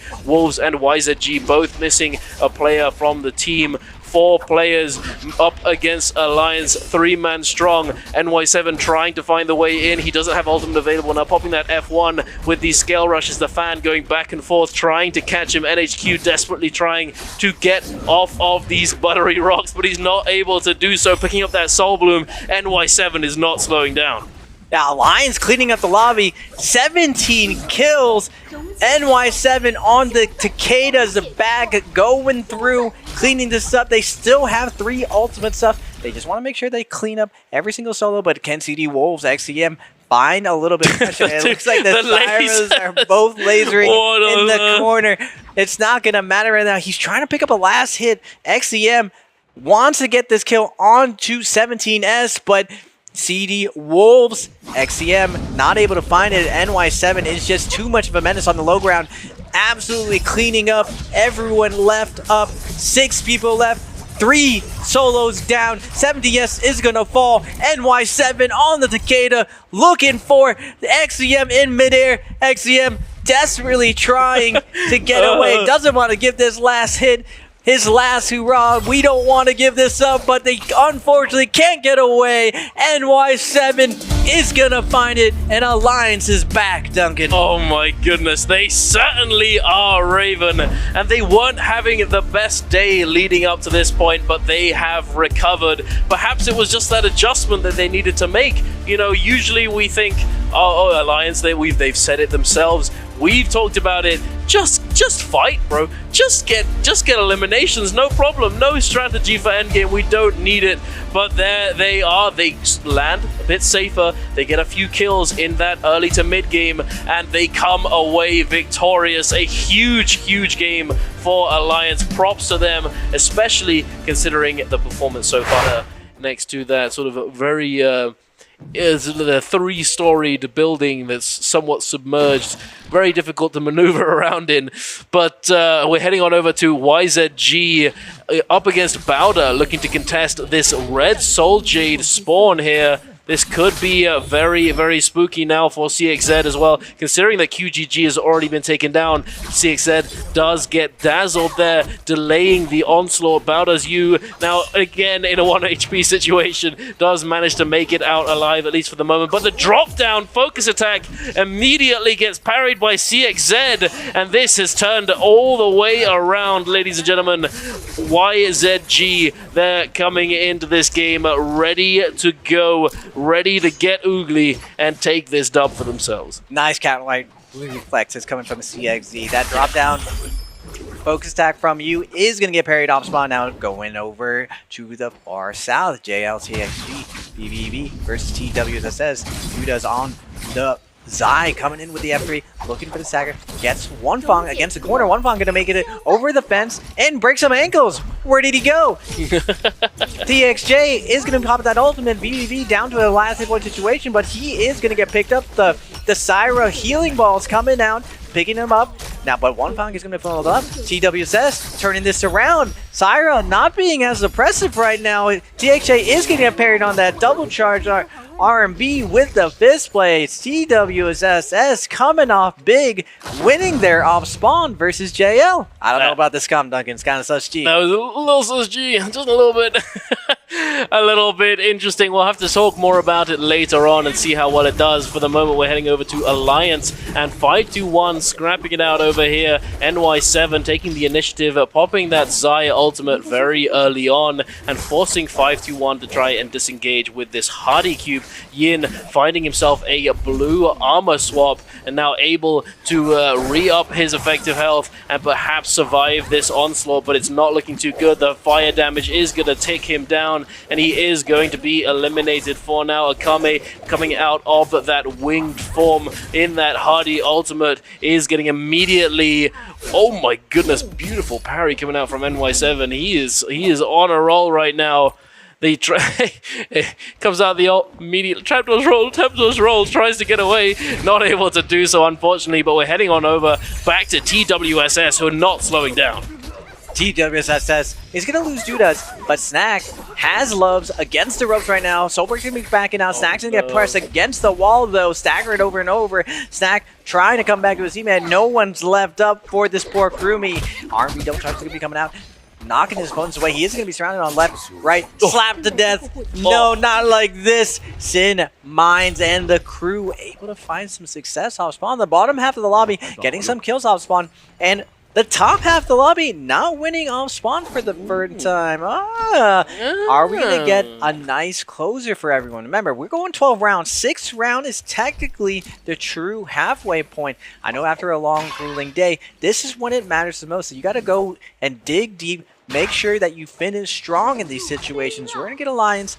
popping the ultimates versus MVP. Indeed, and not only the ultimates, but also the Moonbane is going to be coming out for MVP. Hong, having taken a lot of damage, is able to disengage for a moment with that F2, going to the skies and having that healing from the zipping ultimate, keeping him topped up and able to immediately jump back on in. But there's a ballista in play, but Hong does not care. He is right underneath the ballista, out of line of sight, out of mind. He's not going to be getting pressured by that, but Yuma is going to be doing that instead. The Matari ultimate in play. LTZ trying to get out of there. It is not going to be easy. He does manage to get enough rage to get that ultimate back up and running, but it's not going to save him. He is going to go down regardless, along with Shiyun, and I'm assuming Hong, as there is no chance he is making it out of that situation alive. Now, NY7 has always been so solid in that position 1. Every time we go to Alliance's perspective, we're always following him. He's always in the center of the action, and he's always doing his job so effectively. Now, OUG there's a Moonbane on. It looks like a signal in the sky has been set up. OUG, triggered by this, looking to third party, sees Alliance on the ground, SS on the Viper. Are we going to get a drop down from SS? They're setting up, they're stalking right now, looking to see. But on the outside, the Ballista, it's a little bit sus, as Alliance almost intuitively sensing some danger is going to make their way safely to the center of the map. A lot of buildings here going to be flying. Oh, I'm not the only one, Duncan. I'm not the only one. I'm not the only one. Just that angle, man. Sometimes it just sends you into the ground. It sometimes does. Sometimes we all make the mistake and just goof it up a little bit. But regardless, they're still probably going to get where they want to go in the end.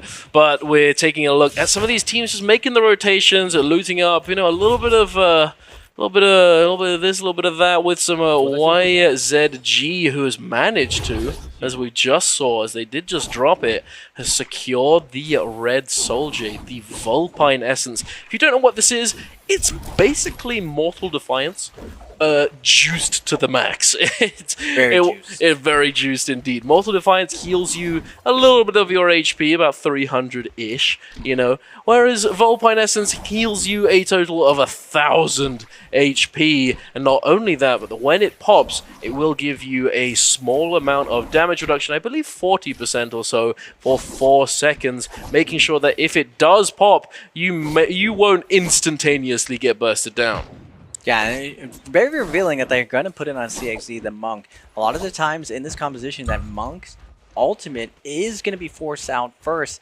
And as he's coming out of it, since he doesn't have a crewmate to help bail him out of sticky situations, of those range attacks, a lot of the times he's getting last hit coming out. But with that Jade, he becomes really, really sturdy. And the one weakness of the composition in that middle of the fight is closed up by the Vulpine. Now, off spawn, fighting for that Jade, it's definitely the strongest landing position. It's definitely the strongest item on the map to play for. So it does require a ton of risk going for it, but once you get it, that first Yang is cinched up. Now, we are going to have lines rotating a little bit late. YZG rotating in here as well.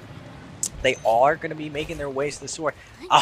Moonbane on the Realm of Yang, Duncan, setting up to safely go into Yang. That's one thing that's changed this year, is going into Yang is no longer free. No, absolutely not. You got to be careful, because there are people waiting around every corner, and I certainly condone the utilization of Moonbane in trios to secure this Yang. I'm still a bit of a solo purist. No Moonbanes in solos. I don't believe we actually saw one yesterday, though. No, they actually were. I was actually. There were. I don't think I caught it. I must have missed it. Moonbane? Yeah, they don't really highlight solos players using Moonbane, but they definitely do. And it is still optimal.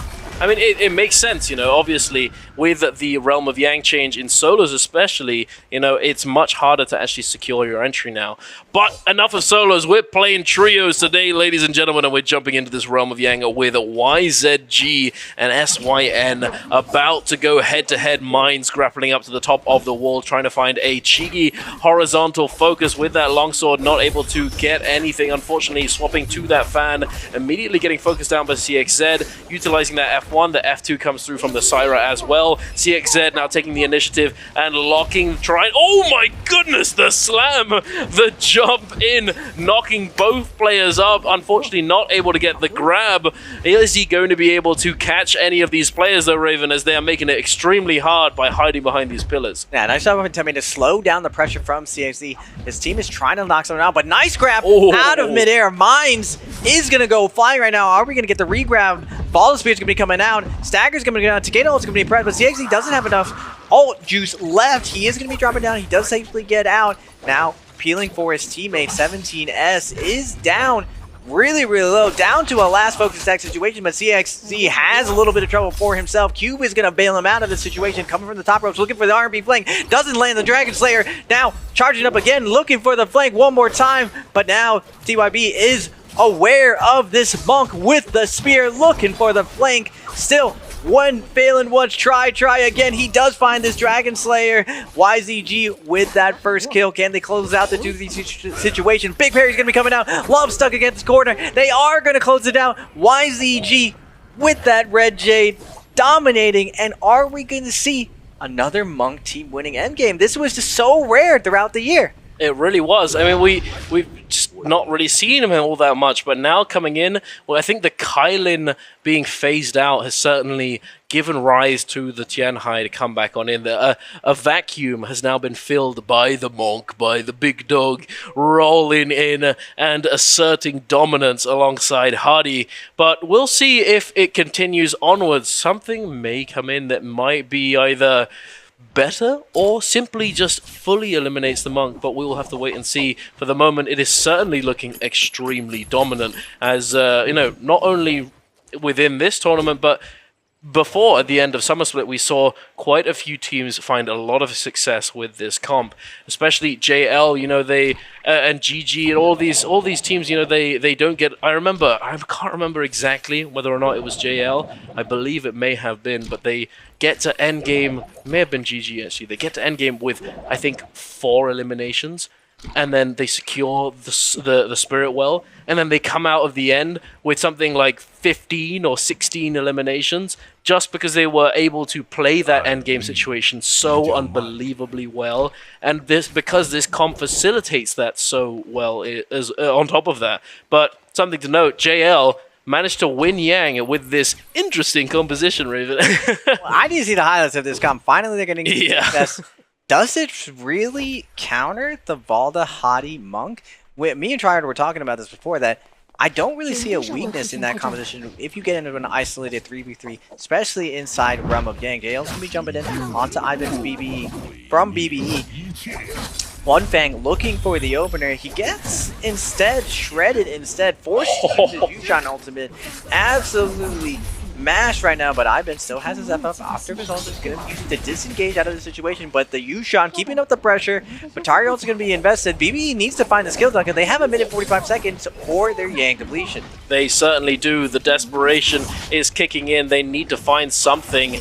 The Yueshan is doing an excellent job of peeling for his teammate, and Aizen just has nowhere to go. The General and the Microwave chasing him down, but the massive heal is going to be coming through, keeping him alive, thankfully for the moment, but TXJ is not going to let him go. One Feng putting the last nail in the coffin with that Farrier turret shot, and he does get taken down. BBE is going to be very tough to recover from this one, but they might be able to secure perhaps one Soul Bloom and stay alive, stay in the mix, but it doesn't look as though they've managed to do so just yet. Wolves coming in for this third-party situation. JL still strong. They've lost one man, but they're still looking to continue fighting. They have 20 seconds or so on their Vermilion Birds. Oh my goodness, the huge Valda Spear coming out of nowhere. Fat Milk, he needs to find something. Another Valda Spear coming in. TXJ goes down, but does BBE find the Soul Bloom? I don't believe so.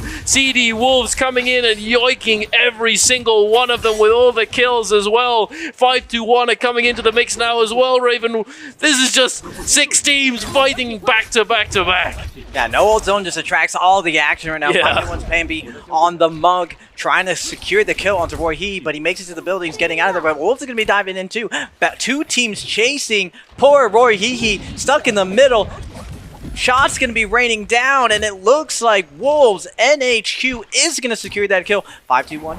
Recognizing that the kill is down. We're going to be backing out of here, playing this nice and slow. There's so many Monk teams on the lobby. Wolves heating up, showing that consistency, showing that slow gameplay that GG is known for, and now Wolves is really known for. Now on the bottom side, Ares did have Yang depletion. I was worried about the boys from NA. Can they bring this back? They did get the cleanse on this Monk composition. We'll have to see whether or not they can stand toe-to-toe. Let's hope they don't go to the second realm of Yang, Duncan. I know they want to fight. They want to get Oogly in there. But this instance, we got CXZ with the red J. So they got full purple armor. stacked. They got the cannons. They got everything. We got Wolves on the outside with gold weapons. Possibly, I don't even think Wolves wants to go into the second realm match. Sometimes when you get this far ahead, kills are so hard to come by that it's not worth it to gamble every single Realm of Yang. Yeah, no, absolutely. Considering that there are only 20 players left in the lobby currently, you know, if you go in, you have to be extremely confident that you're going to come away victorious. And it looks as though Ares might be, you know, like putting the brakes on a little bit and going for the Spirit Well instead. I think that's definitely the safer option, the slightly more optimal choice in this spot here. As yeah, it's if you do come out of Realm of Yang with the Yang depletion, it's going to be extremely hard to recover. But look who's going in. YZG and JL, heavy hitters. They're ready to go, Raven. Let's go. Take it away. Oh, yeah. I wanted to see JL's TXJ and the crew running this new composition, this new variation of Cannonball. TXJ staying in the sky, looking for his flanking play. So I'm going to drop down, get that nice RB out. Vault Bubble is going to be invested. Combo break is going down, but TXJ is going to get flanked himself, forcing out his combo go. He is going to pop the Siren Roll. Beams coming out, cooking up CXZ. CXZ is not going to pop the ultimate, but they are going to lose one of their players right now. A little bit of Baiga going down. We're saving our ult for Naraka 2 right now, but we're getting juggled right now. The Syro Beam and the Stagger. We are going to pop that ultimate finally, but the Farrier ult coming up from VV in response. He is going to try to go out and demech him. He's not going to be able to though. CXZ double jumping up. He got his grab, wiggling out, but VVV, nice peel,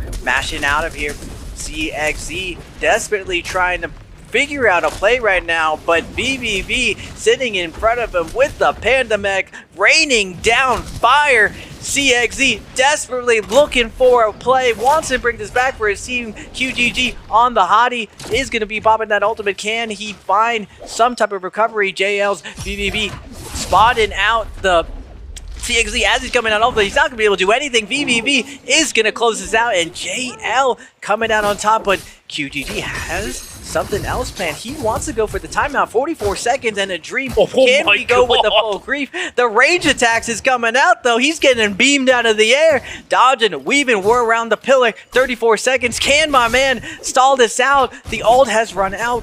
Wait a second, we have a little bit left. We are gonna get nowhere left to go. The juggle's going to come out, and JL with this weird cannonball making it work. That looks pretty optimal to me. Definitely a little less sus G than the previous one, I have to say. The F2 F3 Yuashan, the F2 Farrier, making it extra. Like, I mean, this is the kind of comp that you have to be so spot on with your synergy and your communication.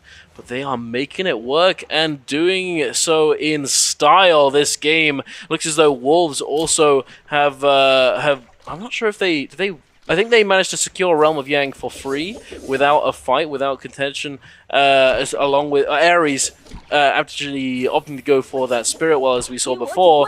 They too have Draco Storm, but JL coming out of that Realm of Yang last, having fought for almost the entire duration, is going to have Draco Storm for the longest amount of time, but we'll have to see if they can make use of it, like Ares are attempting to do right now on screen. They're chasing down this poor player, this lonely player who is desperately trying to disengage. It's not being made easy whatsoever. NY7,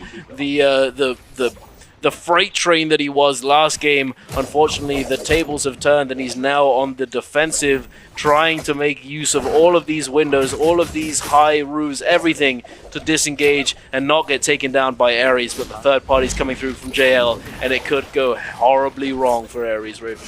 Oh, tough break for Ares. He finally gets something going. We get some momentum going, and unfortunately, everybody running into the Draco Storm of JL. Monk is going to be coming out. BBV has his mech down, looks for the opener, but Yishao is doing his best to back off right now. He does get the demech though onto VVV. Wait, pressure is going to be returning now. This is not the best terrain for that Monk, just windows, buildings, everything, plus the Draco Storm. Ares has to find a disengage right now, but JL, try to true. They're going to be walking. Nice grab going to be coming out. Double grab not going out. One Fong able to dodge out, denying the double grab for a second. And Yishao is going to be demeching right now. Mishu has to bail his team out of here in order for them to survive. Draco Storm is super impressive. Yuchao can't go anywhere. He's going to get silenced. And now on the outside, YZG is jumping in.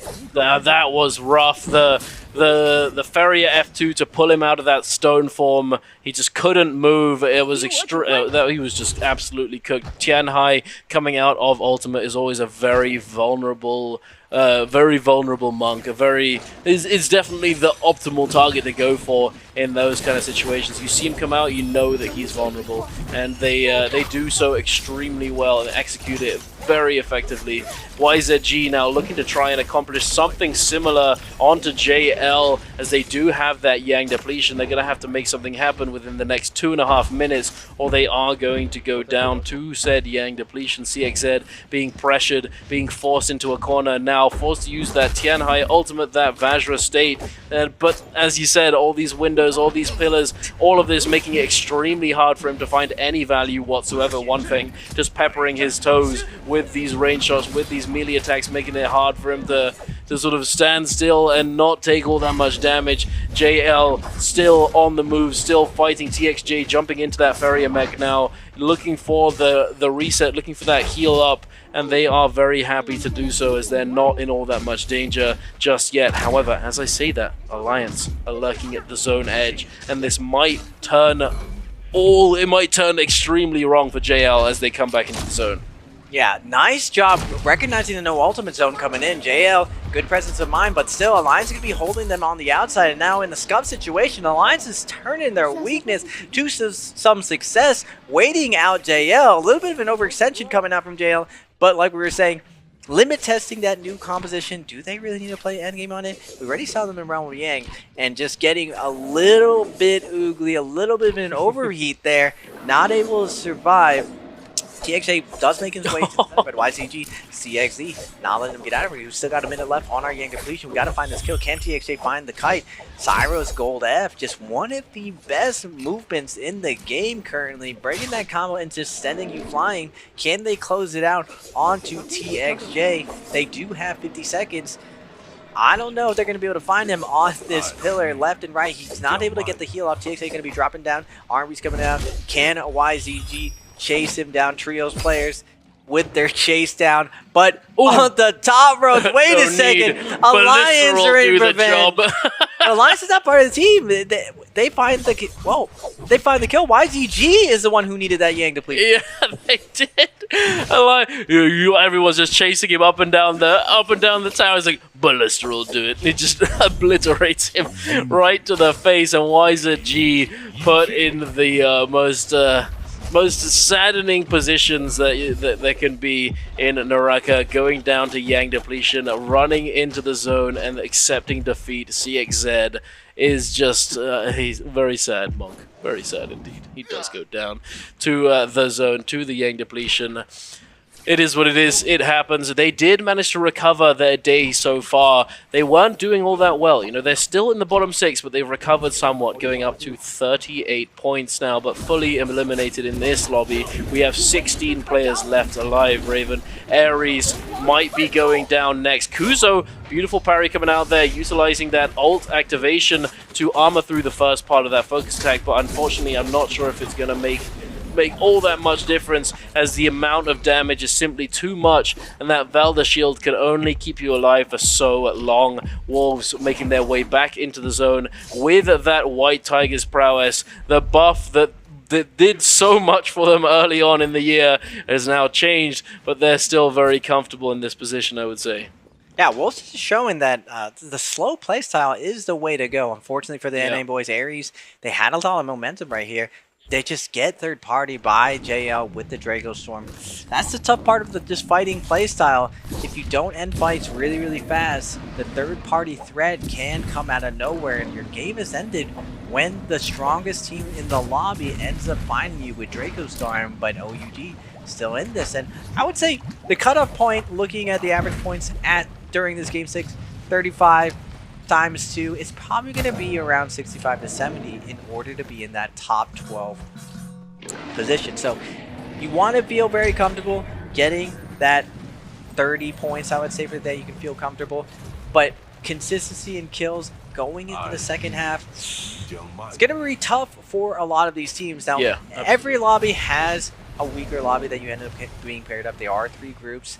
Not every lobby is as heavy hitting. I wonder how the other lobbies are going to be stacking up, but this one, this has to be one of the harder lobbies with a lot the up-and-coming teams, Alliance and Wolves, doing so well. JL absolutely stomping everyone. And surprisingly, like you were saying, the Sus G Cup JL, they did show weakness or strength against the Monk Hadi Valda, the Transformer team actually falling to it. Will we see other teams pick that up? And just, I can only imagine being in this meta, just the brain melting of having to adjust at this point. After putting hundreds of hours into other compositions, other strategies, now you got to play Syra, a new character, plugging her into all the traditional ideas. But I was worried, is there no answer to Monk? Is it just going to be a dominant Monk Worlds? Now, with the light of JL showing that this can win, will teams actually be bold enough to try it out? Yeah, I mean, we've talked about it plenty of times in the past. You know, JL have been the innovators, the ones leading the charge. You know, in meta and in innovation and all that sort of thing. And they've probably gotten very used to copying ideas and to try and take inspiration from them. So perhaps we will see that, but for the moment we're taking a look at OUG just fully engaging onto NHQ, who unfortunately just gets caught against the wall. His teammates nowhere to be found, and what has happened here? They were looking so strong and so dominant going into this endgame with that buff. They seemed very prepared, but unfortunately I don't think they stayed together. NHQ just gets pulled away for some reason and gets taken down here by the Viper, making it pretty tough to recover, but they may be able to do so. XEM in that Tian Hai ultimate is trying to facilitate this resurrection for his teammates, dropping that armor immediately as well. ZK, the communication between the team, you know, there it is, you know, drops the armor. If there was a team looking to drop down on this res, is able to immediately pick that up and potentially save him from the execution immediately off of that resurrection. Nice shot by Wolves to recognize that no one really knows who that one of their teammates gets taken out. They get the buff and they get the res, and now with that momentum, OUG is gonna pay for taking down one of them. SS trying to roll out of it. That was him. He is gonna get absolutely deleted. The fall, the chase down, plus the blue buff. Nowhere left to go. We got the ESP. We see you through walls. Jay on the other side. Bury up mech. Engage. It looks like you got the res, they got their teammates back up. We're gonna see a nice like Syra cannonball for this endgame. What can you show us, JL? Now on the outside, TXJ moving on to that pulse sword flanking role. Wolves though have the momentum, have the Monk, and they are absolutely rolling through the lobby, picking off all the solos and duos. XEM with the cannon, trying to build up that ultimate 84%.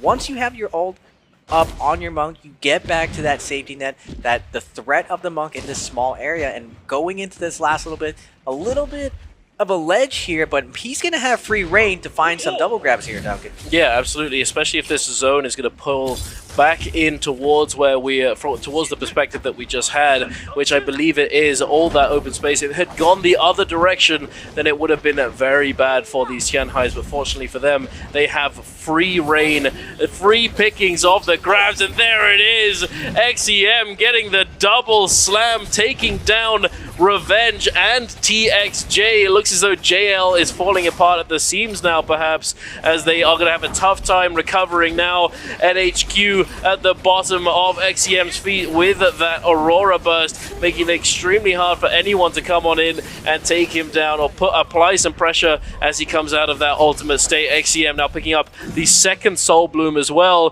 He's going to have that ultimate up and running very, very soon. 5-2-1 sitting at the edge of the zone, proccing that tuna instead of healing up. Very optimal min-maxing, able to get to that maximum HP point, and he is on that Valda. If he's able to stay alive as long as possible, he will be able to contest this heal-off situation, Raven, as this is going to go down to those last few moments. Yeah, Wolves looking posh, looking very strong. No one's going to be able to take this away from them. They are just way too scaled. They got the Monk. Now it's just all about getting all of those last hits. You don't want any of that food getting away from you. You want every last morsel, every kill for yourself going into this last little bit. You just want to qualify off one game, going in that second day, try out things. XCM on the Monk, looking for the grabs. Pampi weaving, shredding his legs right now. Can Pampi find a way to win this situation? He has a teammate left alive. XCM though, the double price coming out. Wait a minute, I spoke too soon. The Wolves is going to get speared, involved. The zone damage is so much. Pampi's able to delay his ultimate, but he is going to get jumped and staggered over and over. The zone damage is a little bit too much. He's going to fall, but Wolves has their Valda with her ultimate. That health pool is just too much. Plus the flamethrower. Wolves looking poised to take it all. The Wolf Pack.